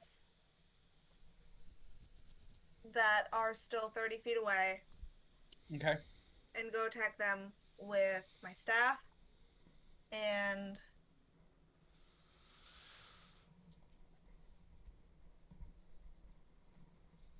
13 to hit. 13 hits. Okay, and I'm gonna expend one of my charges. I think I'm down to like 7 or 6 now.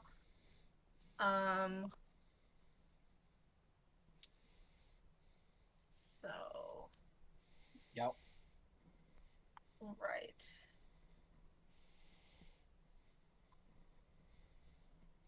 Okay. Okay. So.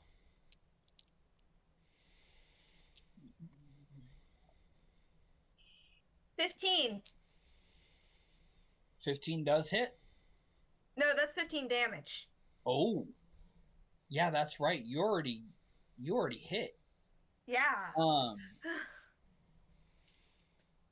That was how much damage? 15. So remind me what your staff did again? It adds an extra d6 damage. Yeah. Right. Which I already counted in. Okay.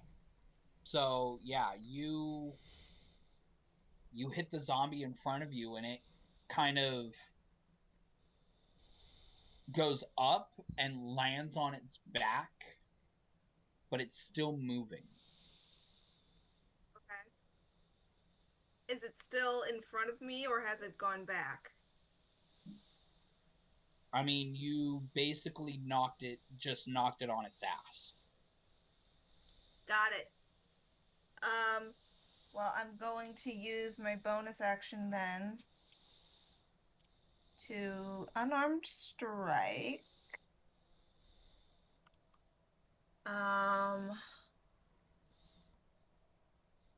18 to hit. 18 hits.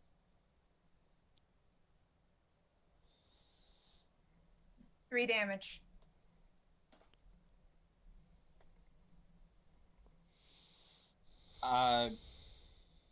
You hit it and your hand, you like punch it in its chest and you see its chest just cave in, and as you bring your hand out it's just covered in its gunk,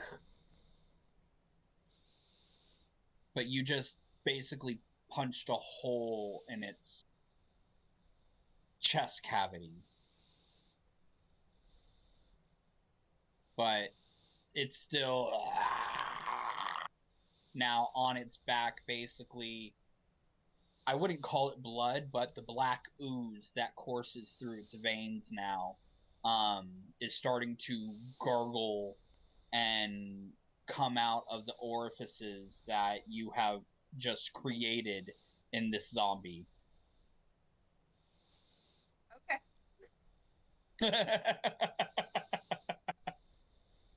Well, that's all I can do. So. So with that, it is Marin's turn. Yay. Yay. I like pudding.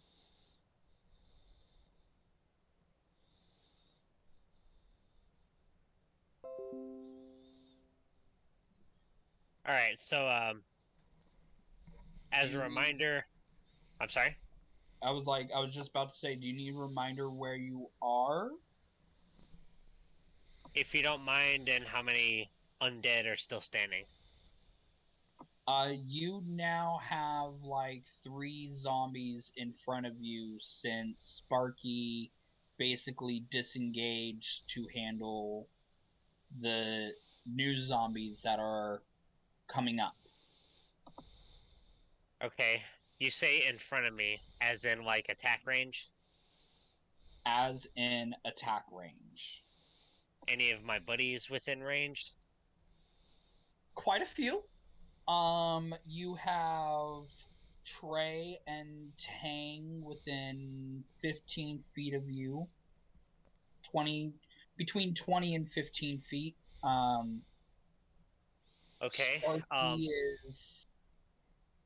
You went that full 30, didn't you? Yep, full 30.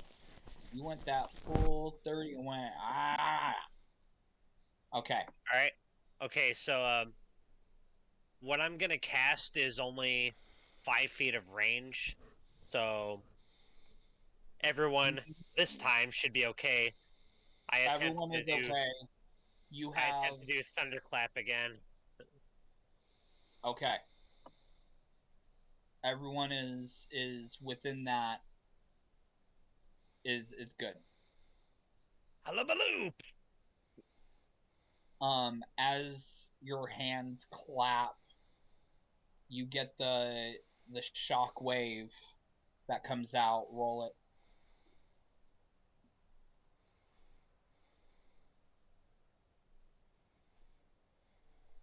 And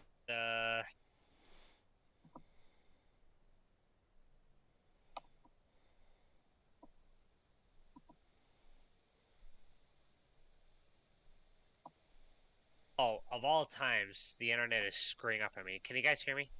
Mm-hmm. Yeah. Yes, I can hear you. Okay, then it's a stupid website that's screwing up on me. Are you doing thunder wave or thunder clap? Thunderclap. Cantrip. Yeah.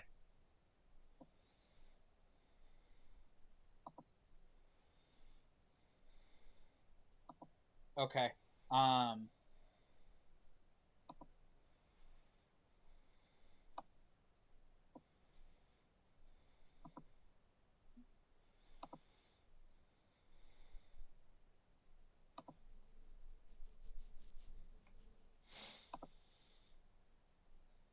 Create a burst of thunder sound, and and repeat away each creature within range 5 feet.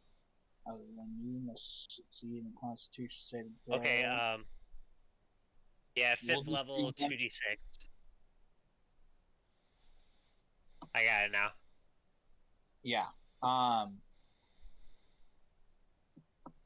So roll to hit. Right. Alright. Does 13 hit?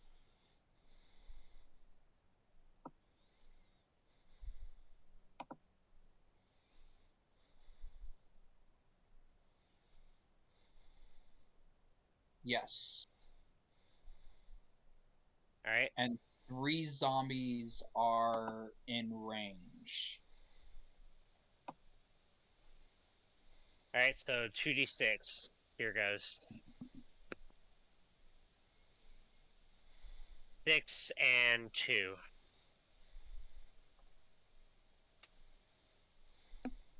So 8. The zombies get pushed back, and they whoa, we lost Marin.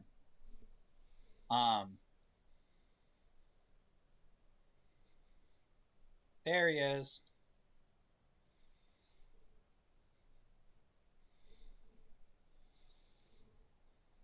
Wait for him to come up so he can hear me.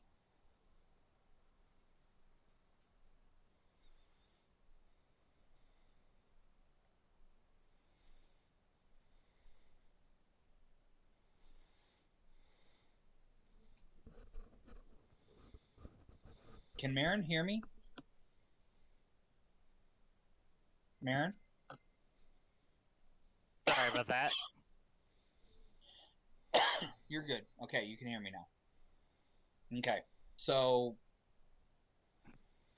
all 3 zombies get pushed back 5 feet, and they take that 8 damage.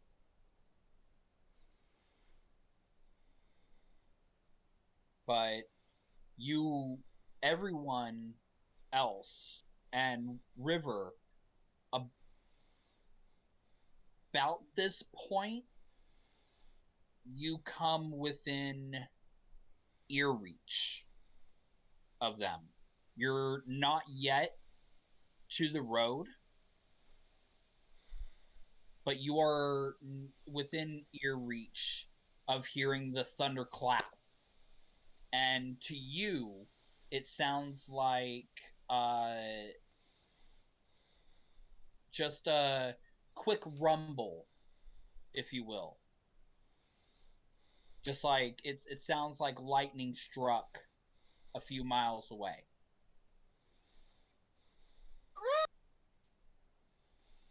To everyone else, it sounds like lightning struck right in the vicinity.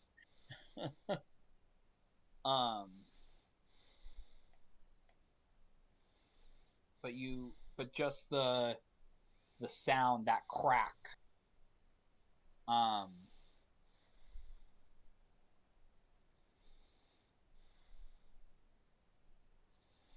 But yes.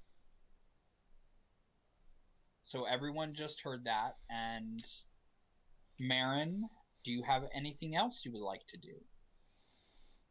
I didn't move, did I? No, and you do have zombies in like 5 feet from you. Okay. After that, you said I reload a normal crossbow bolt. Yes, you did. Alright. I aim my crossbow at the nearest one and aim for its head. Boom.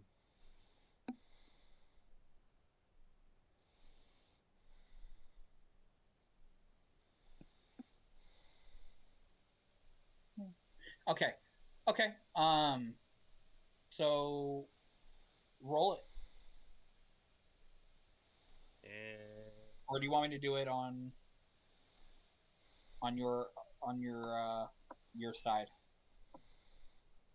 On my D&D Beyond? Uh-huh. I could do that. Give me a second. Okay. It might help with all the math. Right.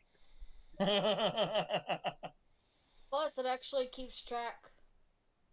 Yes, it does.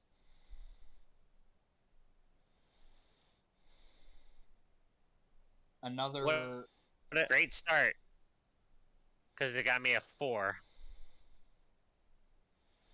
To hit? Yep. With the crossbow? Yep. You have a +5.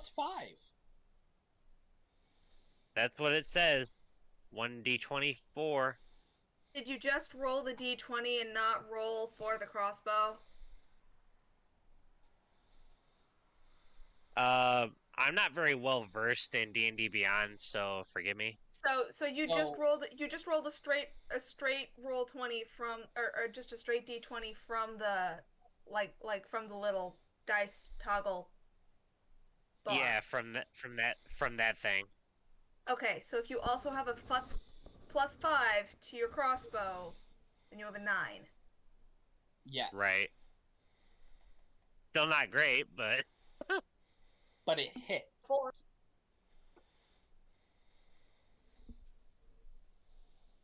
Barely.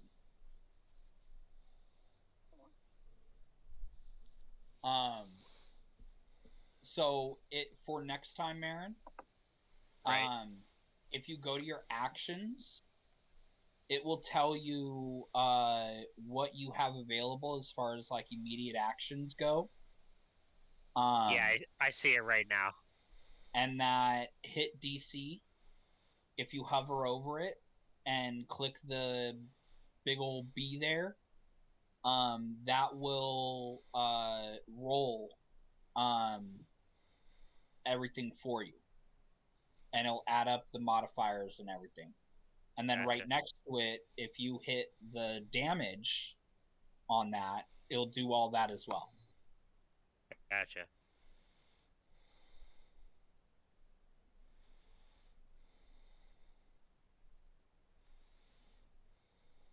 So you said what I rolled just barely hit? Yes. Alright, well I got a 3 plus 2, so 5.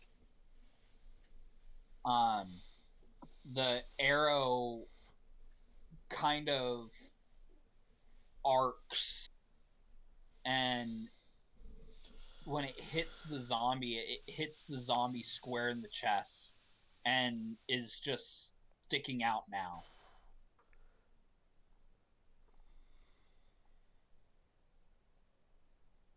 And that's all I can do. Okay. Next, it will be Valis. Finally figure out.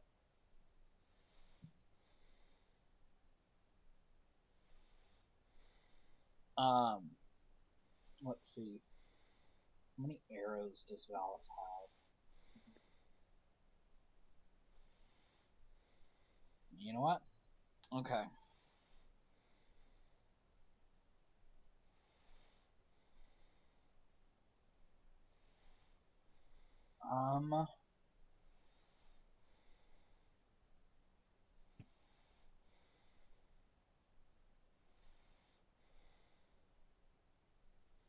Valis is gonna shoot the zombies right in front of Marin.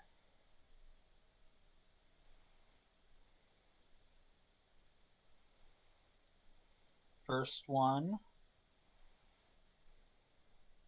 20 hits, dirty 20.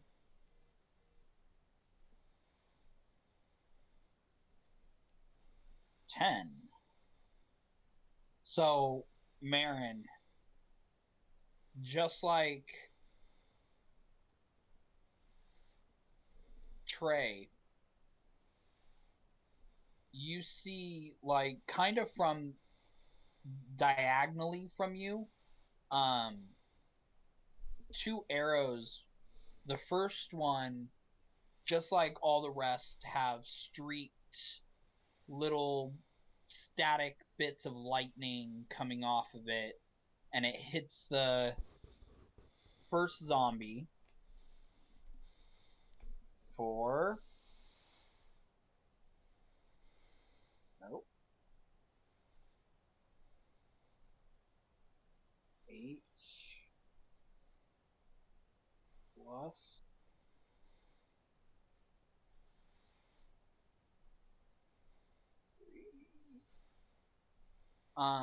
He hits the zombie that you had struck, Marin,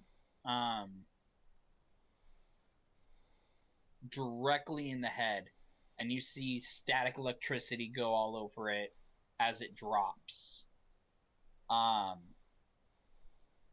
one that you hit with the thunder shot, the thunderclap, which set did you shoot the arrow at? I said the one that's closest to me. Okay. And you said I hit it in the chest. That's the same one that just got hit, electrified. It's dead. It drops to the ground, it's not moving. The other two, the one that is to your left, you see a regular arrow come in and strike the zombie for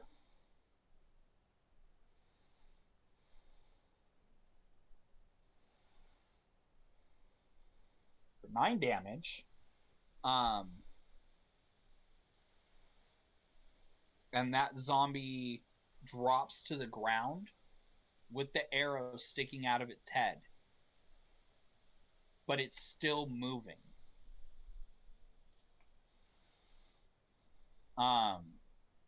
At that point,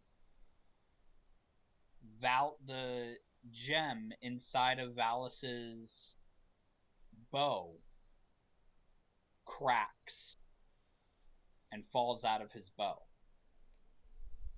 And he just goes, Merde! Son of a bitch! It had to happen right now! The slotted gem that he had used was used too much and is now broken. And that is the end of Valis's turn. And I believe it's the Berserkers.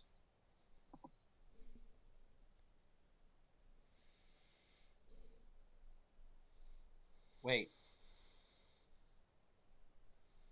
Nah.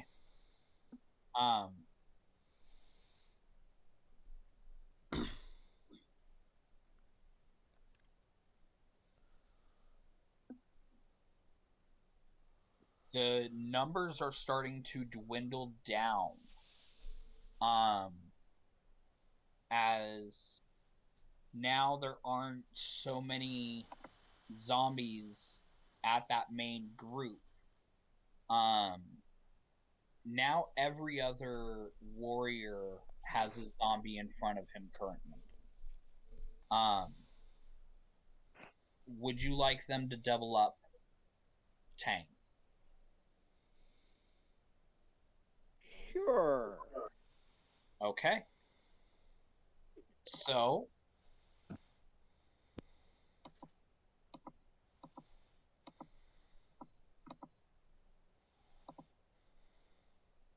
oh shit. 3, 4, 5, 6. Okay, awesome.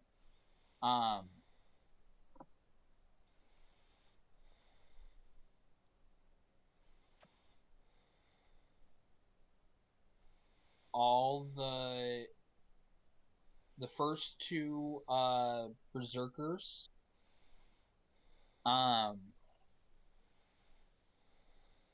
basically take this zombie and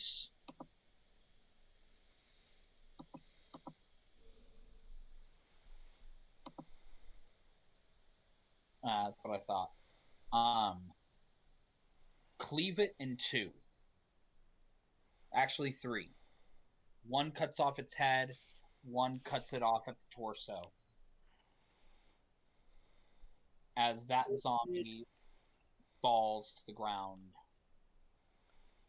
The next pair, the same berserker, by the way, that came out fresh and was the first one and swung and missed. He swings again, really excited, and misses the zombie entirely, leaving the second one to pick up the damage, doing 7, cutting off one of its arms. And then the next set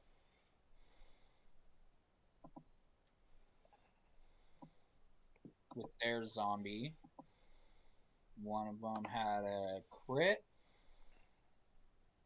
Ew. Okay. I guess we'll just do that then.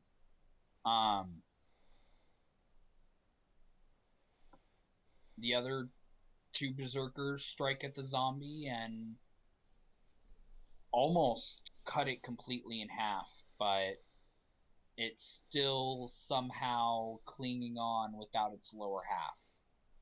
And it's now crawling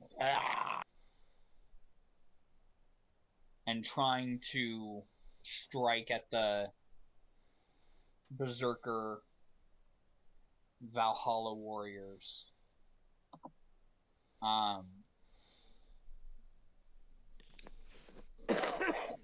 And that's all they can do.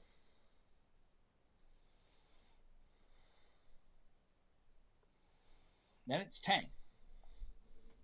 Back to me. No, Trey. What about, All right. yeah, I was about to say. And Valis went, right? Yes. Okay. All right. So, there's still plenty of them left, and they're all within range. I'm gonna throw some Eldritch Blasts. Whatever one's closest. You have 3 in front of you. You moved back 15 feet, correct? I moved back 30 feet. 30 feet. So, yeah, you have a 30-foot gap between you and the 3 zombies that are left. Nice. I'll use Eldritch Blast then.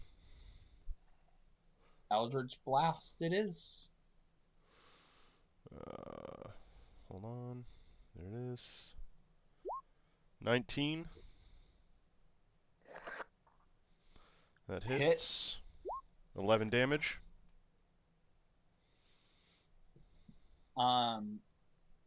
That zombie gets knocked down, but is still moving. So it's prone. Yes.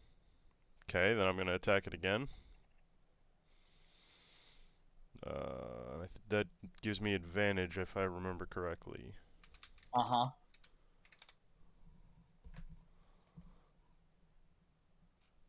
Alright,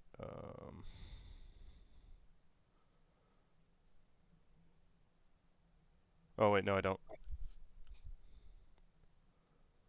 Not unless I'm within 5 feet of it.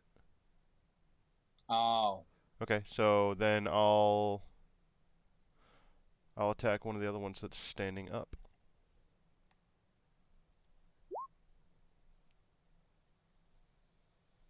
Does a 23 hit? Yes, it does. And 13 damage. Same thing. That one gets knocked down. Alright. That's my turn. Okay. 1, 2, 3, 4, 5.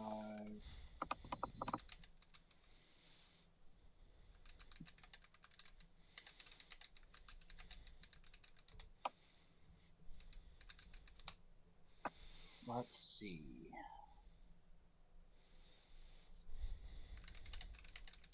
That one would be...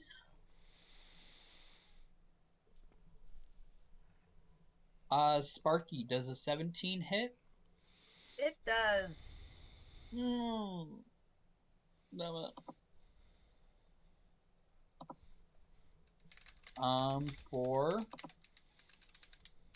7 points of damage. It's a flesh wound. I'm fine.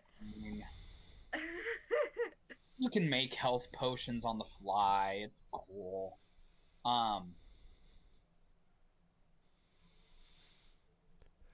And with that, we are back to Tang.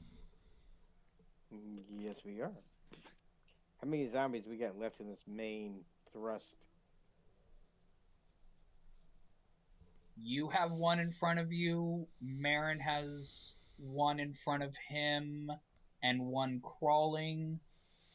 Sparky has 3 and one that has wandered past her and the group that she is engaged with.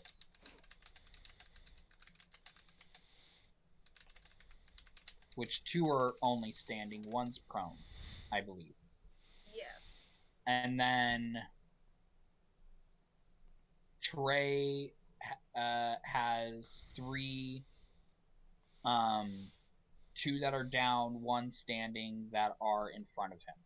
So 1, 2, 3, 4, 5, 6, 7, 8, 9, 10 technically altogether, and that is including the 5 that entered last minute.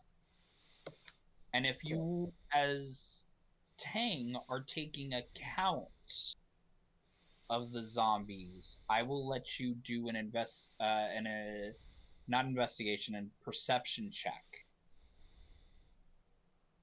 All right. Dirty 20.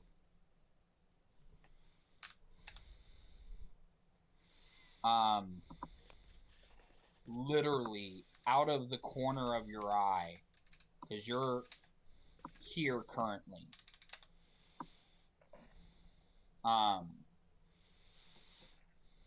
You see 5 more zombies coming from the opposite side. And about 90 feet behind them, you see what kind of looks like... So they are... those zombies are like 60 feet away from you. And then about 90 feet behind them, there is River and Max coming in. Okay. Alright, 5 more zombies. River and Max can handle those easily.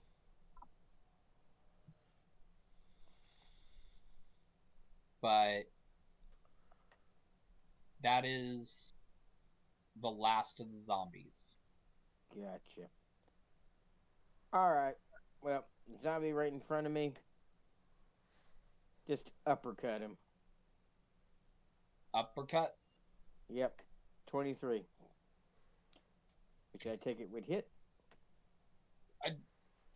Is that a natural or dirty? No, that's a dirty. Or 23, it's a dirty. Okay. It hits. 10 points of damage.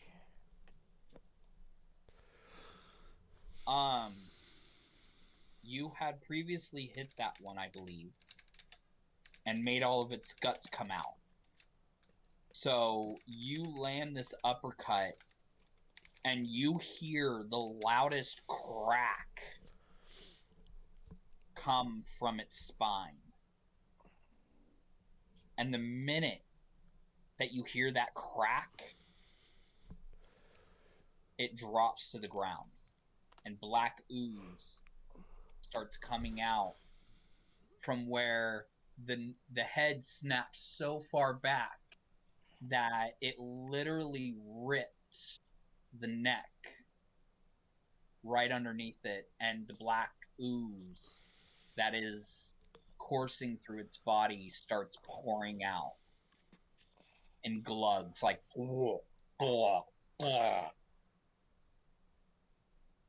as the zombie drops to the ground and is now dead. Alright. Any other zombies within 5 feet of me?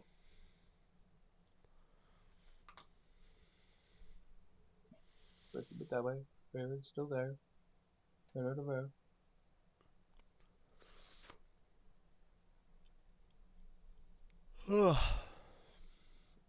No. And that's all I'm going to do then. Okay. Next up, we have Sparky. I am going to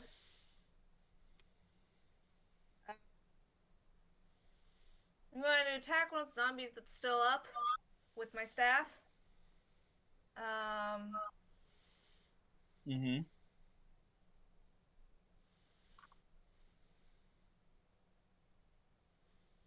So, like, 15 to hit? 15 hits. Okay, cool. Alright. And then I am going to expend another charge. Ah, nice. So that is going to be 16 damage. To the one that's standing. One of the ones that's standing. Okay. Again, you hit this zombie and you lift it. You 3.5-foot gnome swing this. I'm not this even stick. 3.5. But yeah. Oh wow. I'm 3'3". So you Yoda smack this thing square in the jaw and lift this full-grown, like, elf, well, former elf, now zombie, straight off the ground as it is now prone, but still wiggling. But where you have struck it, you have basically split its jaw into two, and just black ooze is coming out of its mouth and just pouring forth from it. And I'm going to go ahead and follow it up with another unarmed strike. Okay.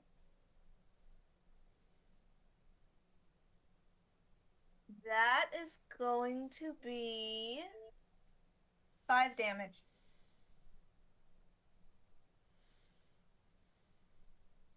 How do you want to do it? I'll just kick him. Okay, so you Just like you remove jump this. up and you ninja kick this zombie's head clean off. And the body still standing as a little squirt, squirt, squirt of the black ooze just comes out of its neck piece as the body slumps to the ground.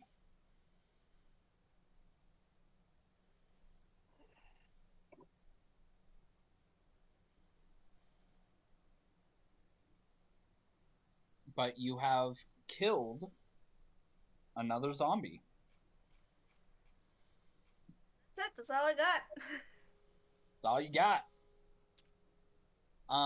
Next, I believe, is Maron.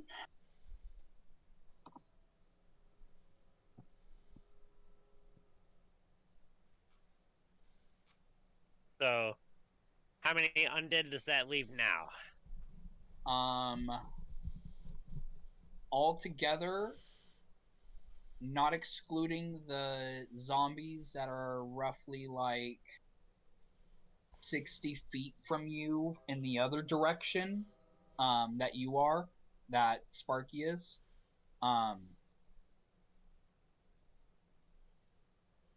There's like 9, 8.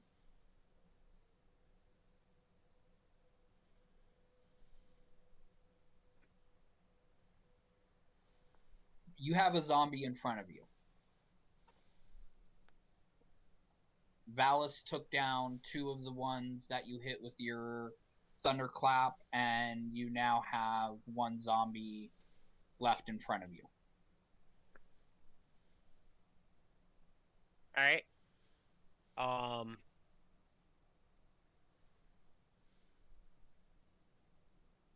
I backed him right in the face with the butt end of the crossbow, like, ah!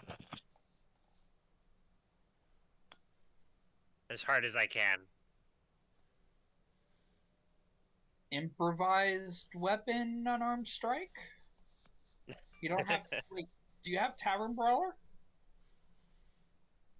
Do I have what? Do you have Tavern Brawler as your... I don't recall.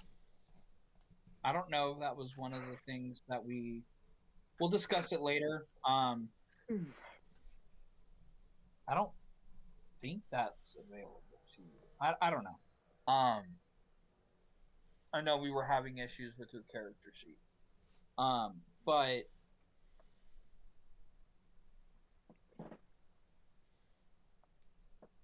just give me an unarmed strike.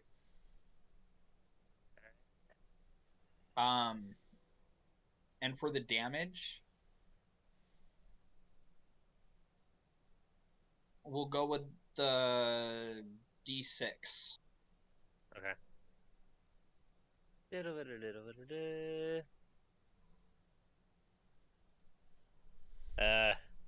15 minus 1, 14? I mean, it hits.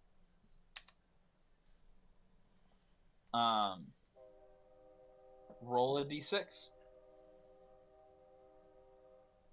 6.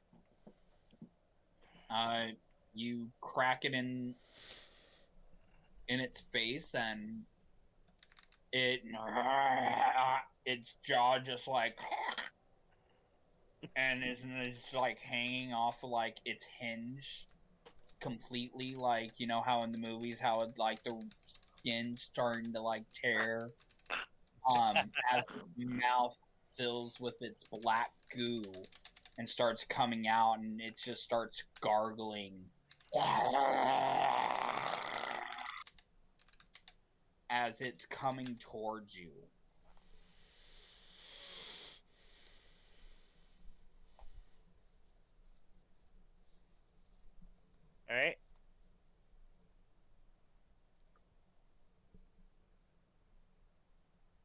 And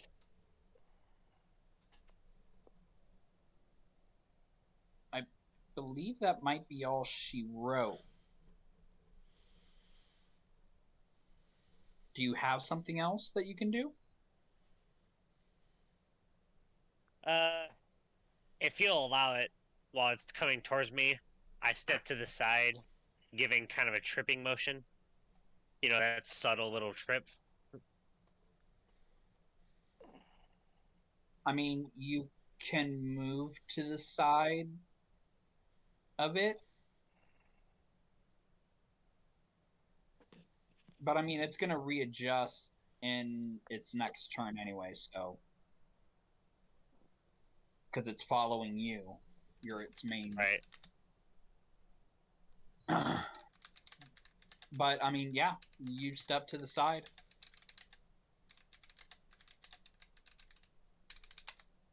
Best I can do, I guess. Okay. Next it is I think it's Valis again. Dallas.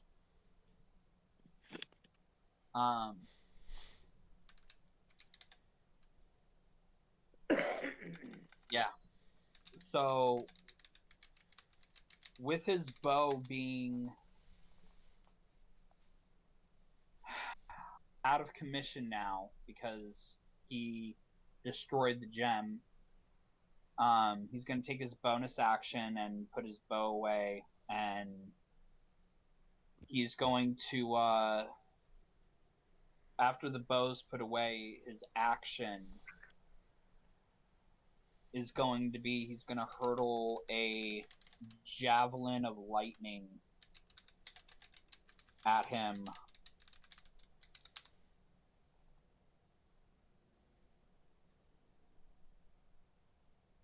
And it misses. Goes into the ground right behind the zombie that he was aiming at. Doesn't even hit him, asshole. And as a follow-up, he's going to throw another javelin, a regular one this time, at him for 22, and this one hits.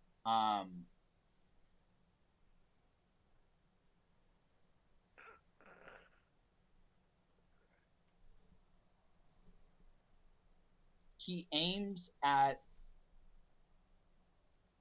the zombie that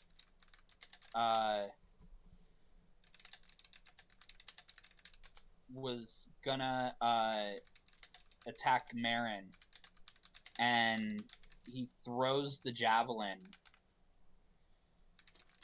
and it goes through the zombie and pins him to the ground, although the zombie is still standing up. But the zombie is now stationed there, reaching out, trying to swat at you, Marin. But he is held in place by the javelin that Valis just threw. But with that, Tang, how many turns was the horn for? Give me 1 second. Let me look it up. I think it was 1 hour, but I'm not positive.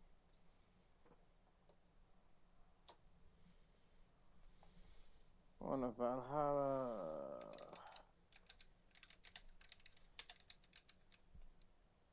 Silver. After 1 hour. Or drop to 0 hit points. Okay. So basically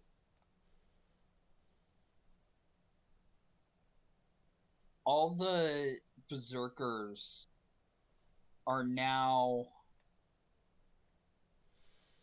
moving to team up with each one of the players.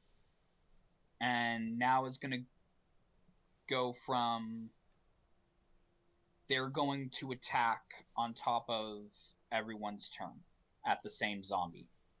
But they're going to split up and basically come to each person's side.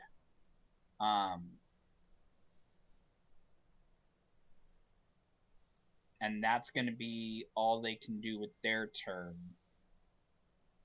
And then it's Trey. All right. I'm gonna keep picking off zombies from a distance. You have 2 on the ground, and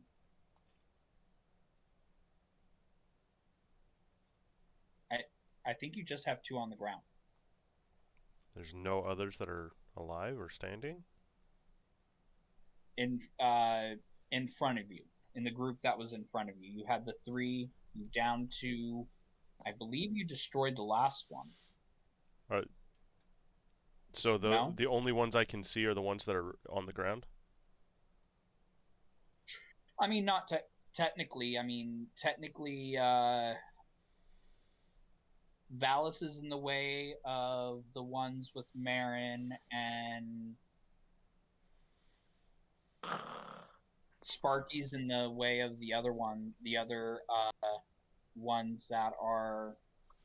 You have one zombie that's trying to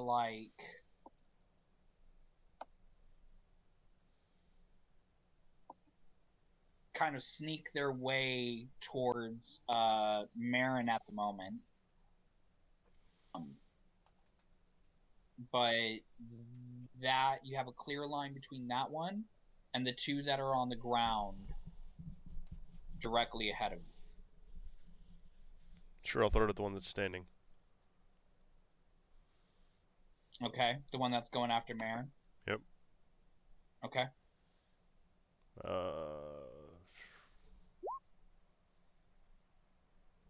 10 to hit. 10 hits. Alright. 12 damage. It hits, and you see it hit the zombie, and just the zombie doesn't it doesn't stop. It kind of shuffles for a second and continues on walking. But it takes that 12 of damage. And you definitely visibly see the damage done to the zombie. Okay. His whole chest is exposed. The black ooze is it still standing? Pouring, yes. Throwing another. 10 hits, 11 hits. Yes, it does.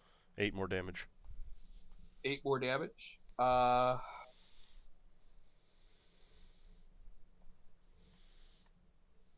Okay, how do you want to do it? Just throw an Eldritch Blast at it and just fucking kill the thing.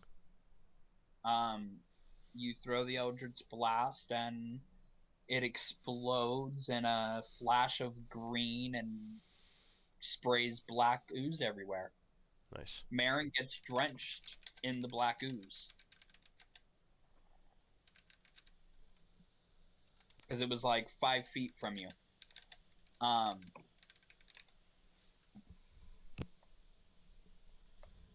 But with that means 5 zombies left. And if you guys will bear with me, River.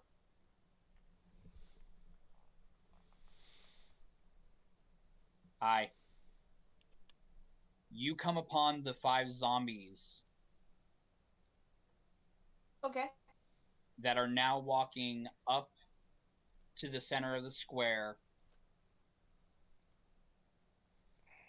and are now 30 feet from your companions. You are 60 feet from your companions, and the zombies are 30 feet from you. Let me double check something.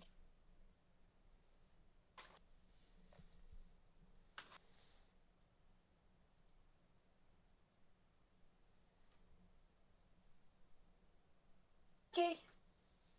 I pull out my bow. And how many zombies did you say? 5. And they're pretty tight walking together. I can only shoot once, can't I?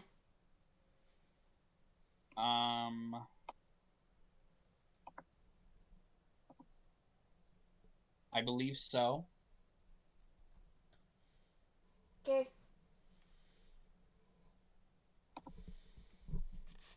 I try to shoot them with sapphire crystal in the bow. Okay, you already had the cold equipped. Are you doing a regular arrow? Yes, I'm gonna add that with the coldness. Okay. Are you gonna roll it on D&D Beyond?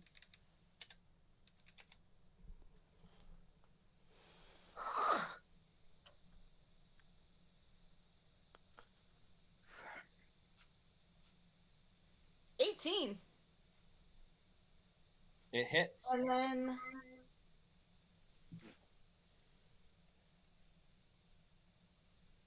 that's actually a dirty crit.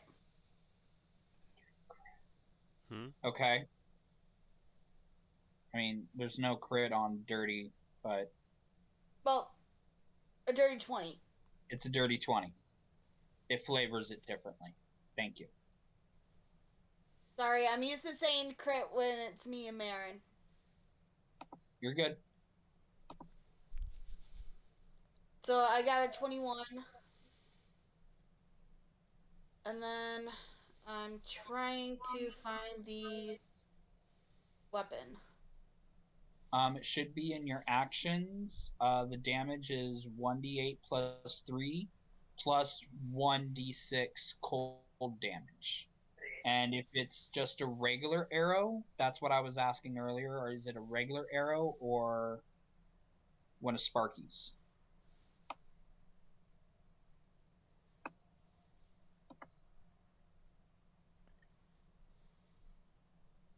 So I need to roll. Well, it depends on what the arrow you loaded. A regular no, arrow? Not one of Sparky's? Not one of Sparky's. I'm saving Sparky's. Okay. So you load a regular arrow. So yeah, 1 d8 plus 3 plus 1d6 cold damage.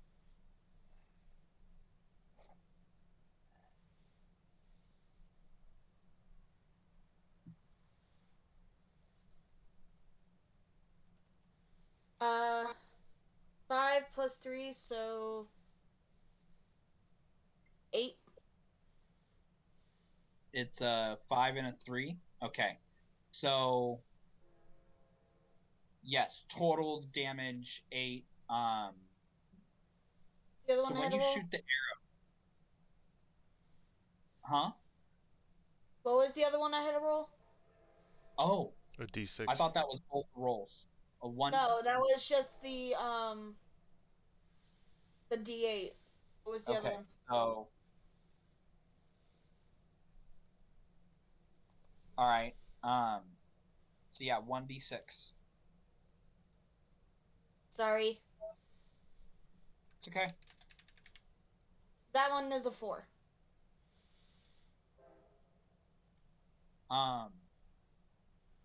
When you release the arrow, blue and white streak comes off the arrow. And when it hits the zombie, it hits and the zombie is walking, but you see the zombie just and now it's just like creaking by. At least I slowed it down.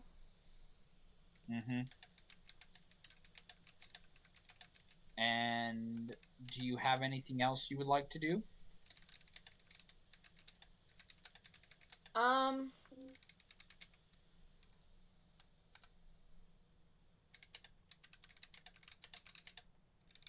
gonna stay on Max's back for now. And unless I can do another shot, I'm not doing anything else. Nope. Okay. But I hate doing that because we're like right there. I think we should end the session there because another round's gonna be like another half hour, and I don't want to keep you guys up too late. I know you guys are on the East Coast, so what we'll do is we will pick up next session here with the last 5 zombies, and I swear, guys, this is the last of the zombies. We don't actually want to start the zombie apocalypse. Yes. Fix the problem. But it's kind of coincidental that everyone's using Thunderclap and Booming Blade because it's like, her? So you're bringing everything to you. Because every time one of those goes off, I gotta go, okay, are there any zombies left in this vicinity? And with, I think it was Marin's Thunderclap. Yeah. I mean, it's kind of good because we're drawing them to us, and it's less likely for it to spread beyond that, hopefully. No, that is exactly, that's exactly why I'm bringing it up. You guys are doing great with the zombies and drawing them in so that way we don't have a zombie apocalypse on our hands. But yeah, we will pick up session next time. I believe it was the beginning of Tang's turn, so I'm gonna make a note of that.